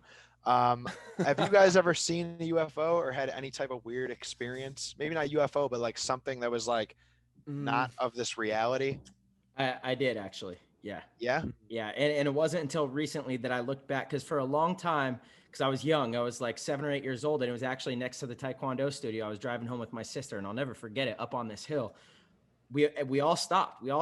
Pulled over. There was a bunch of cars that pulled over. It looked like a big disc with like your traditional I swear. But for so long, I've written it off as I think that must have been a dream or like I think because I wasn't even 7. I was like maybe 5, 4. I was super young. But for so long, I was like, it must have been a dream or I was completely mistaken. I don't know. And only recently I'm hearing all these stories and I'm like, that might have been real.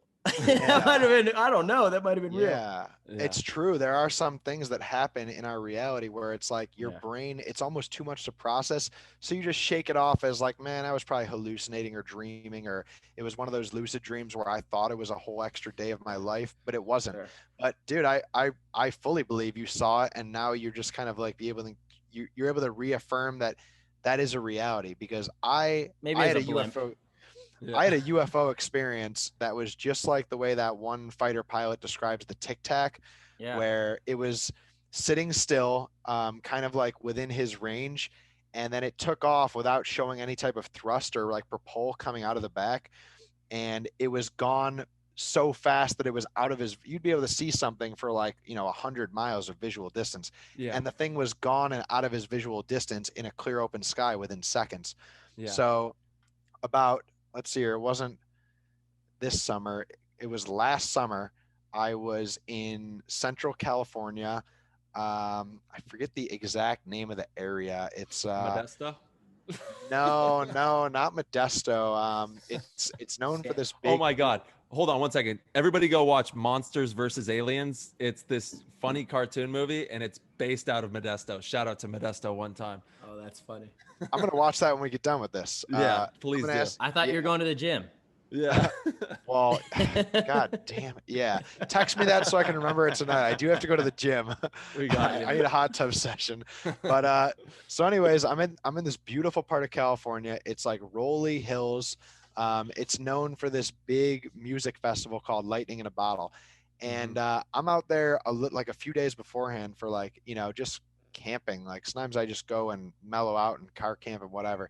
And I remember I'm sitting there on this hill, like near this cool, like river part that kind of cuts through the valley that I'm sitting in.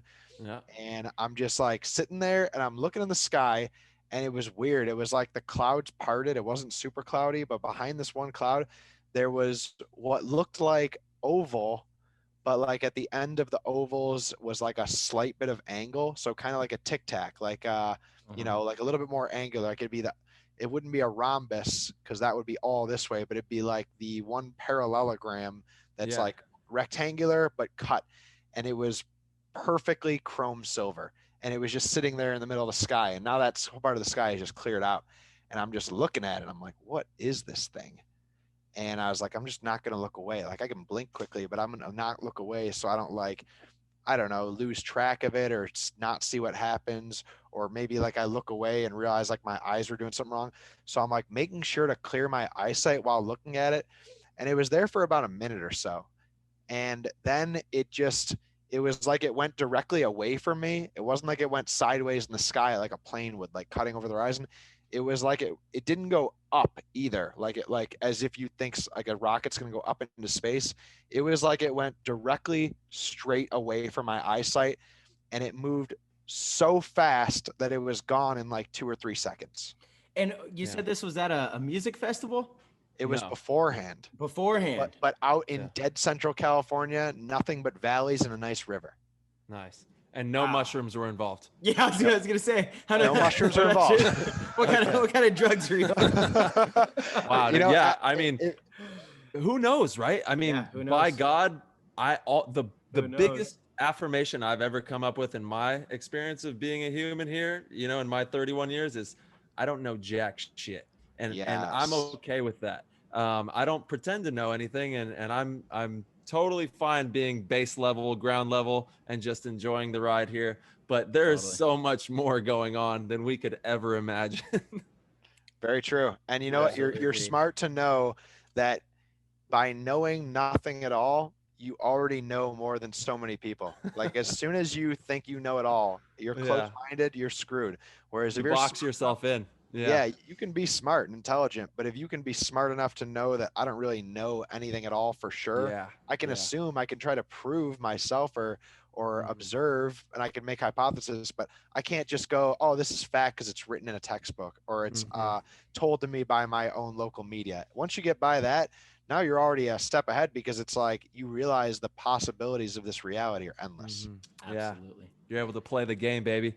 Well said, brother. That's a great way to close us out, my man. Dude, Joe, thank you so much for coming on the show. Very excited to see the journey with you and Aftermath. Where can people find you? Where can they keep up with what's going on? Let's hear it. What's your Instagram? Okay, so you can follow me at my name on Facebook or Instagram at Joe Barrett 50, which is all one word. Just my name, no spaces, 50. I thought it was going to be Pacacato. But it's I need to change it. I might have to change it soon. Yeah, dude. Well, hey, dude, thank you so much for coming on. Kick ass out there at practice and have fun and stay inspired and inspire your teammates and just keep rocking in the free world, brother. We're so honored to have you on the show. Hell yeah, brother. Thank you. We'll Thank you very much. We'll have you back on and we'll dive down the UFO rabbit hole. Yeah. I'd love that. Hey, shout out to you guys. Keep doing what you're doing. I love Play the Game podcast. I'm a huge fan. Yeah, dude. And look forward to seeing you guys soon. Marcelo, I'll see you in a week. See you this weekend, brother. You better bring your A game. Yep. I will. I'm gonna get you back for Tyler. Thank you, Marcelo. I'm defenseless. I got you. I'm defenseless. All right. You're just lucky Tyler's not gonna be here this weekend. All right. Adios, guys. Thank you. Later, brother. Peace. Later, guys. Later, dude. Play the Game Nation, thank you so much for tuning in. We appreciate you more than you will ever know. Thank you to everybody out there who continuously supports the Play the Game podcast on all of our platforms and shows us love at the tournament. I know at World Cup it was something really cool to hear everybody out there screaming, play the game, or saying, you know, play the game, Tyler. It was pretty special, and to have won it and had all you guys out there with us was an amazing feeling. So thank you, everybody out there. You can show some support for us by heading over to ptgpodcast.com, and you can become a supporter of the show as a patron. We're going to be doing some really big giveaways for our patrons. So you can head over to ptgpodcast.com, and we have all the podcasts there, the YouTubes. You can read about our partners And we also have a store where you can pick up some PTG merch like the stuff that I have on right here. In our YouTube, obviously, head over to our YouTube, Play the Game, and check that out. And also the Patreon link to become a patron and become a supporter of the show and be entered to win in these huge giveaways. I'm going to be giving away jerseys. We're going to be giving away a bunch of cool stuff. So head over there and check all that out. Also, go to constantpursuit.com and show some love to Constant Pursuit. They are the ones who built our website, and it is run by Rusty Glaze, who is also the coach of Dynasty and is an outstanding person to work with. He is going to make sure that your paintball field or store is in the best condition it possibly can be and moved into the future. I know a lot of people out there have outdated websites, and Rusty's making websites look really cool and really easy to navigate, and he's always there to help you if you need anything. And I know that personally because he helps us with all of our stuff with our website and is very easy to work with and does great work. So head over to constantpursuit.com and support Rusty and support his business over there as well. If you have any questions, you can always DM us at our Instagram at Play the Game Podcast. And until the next show, have fun out there and stay safe.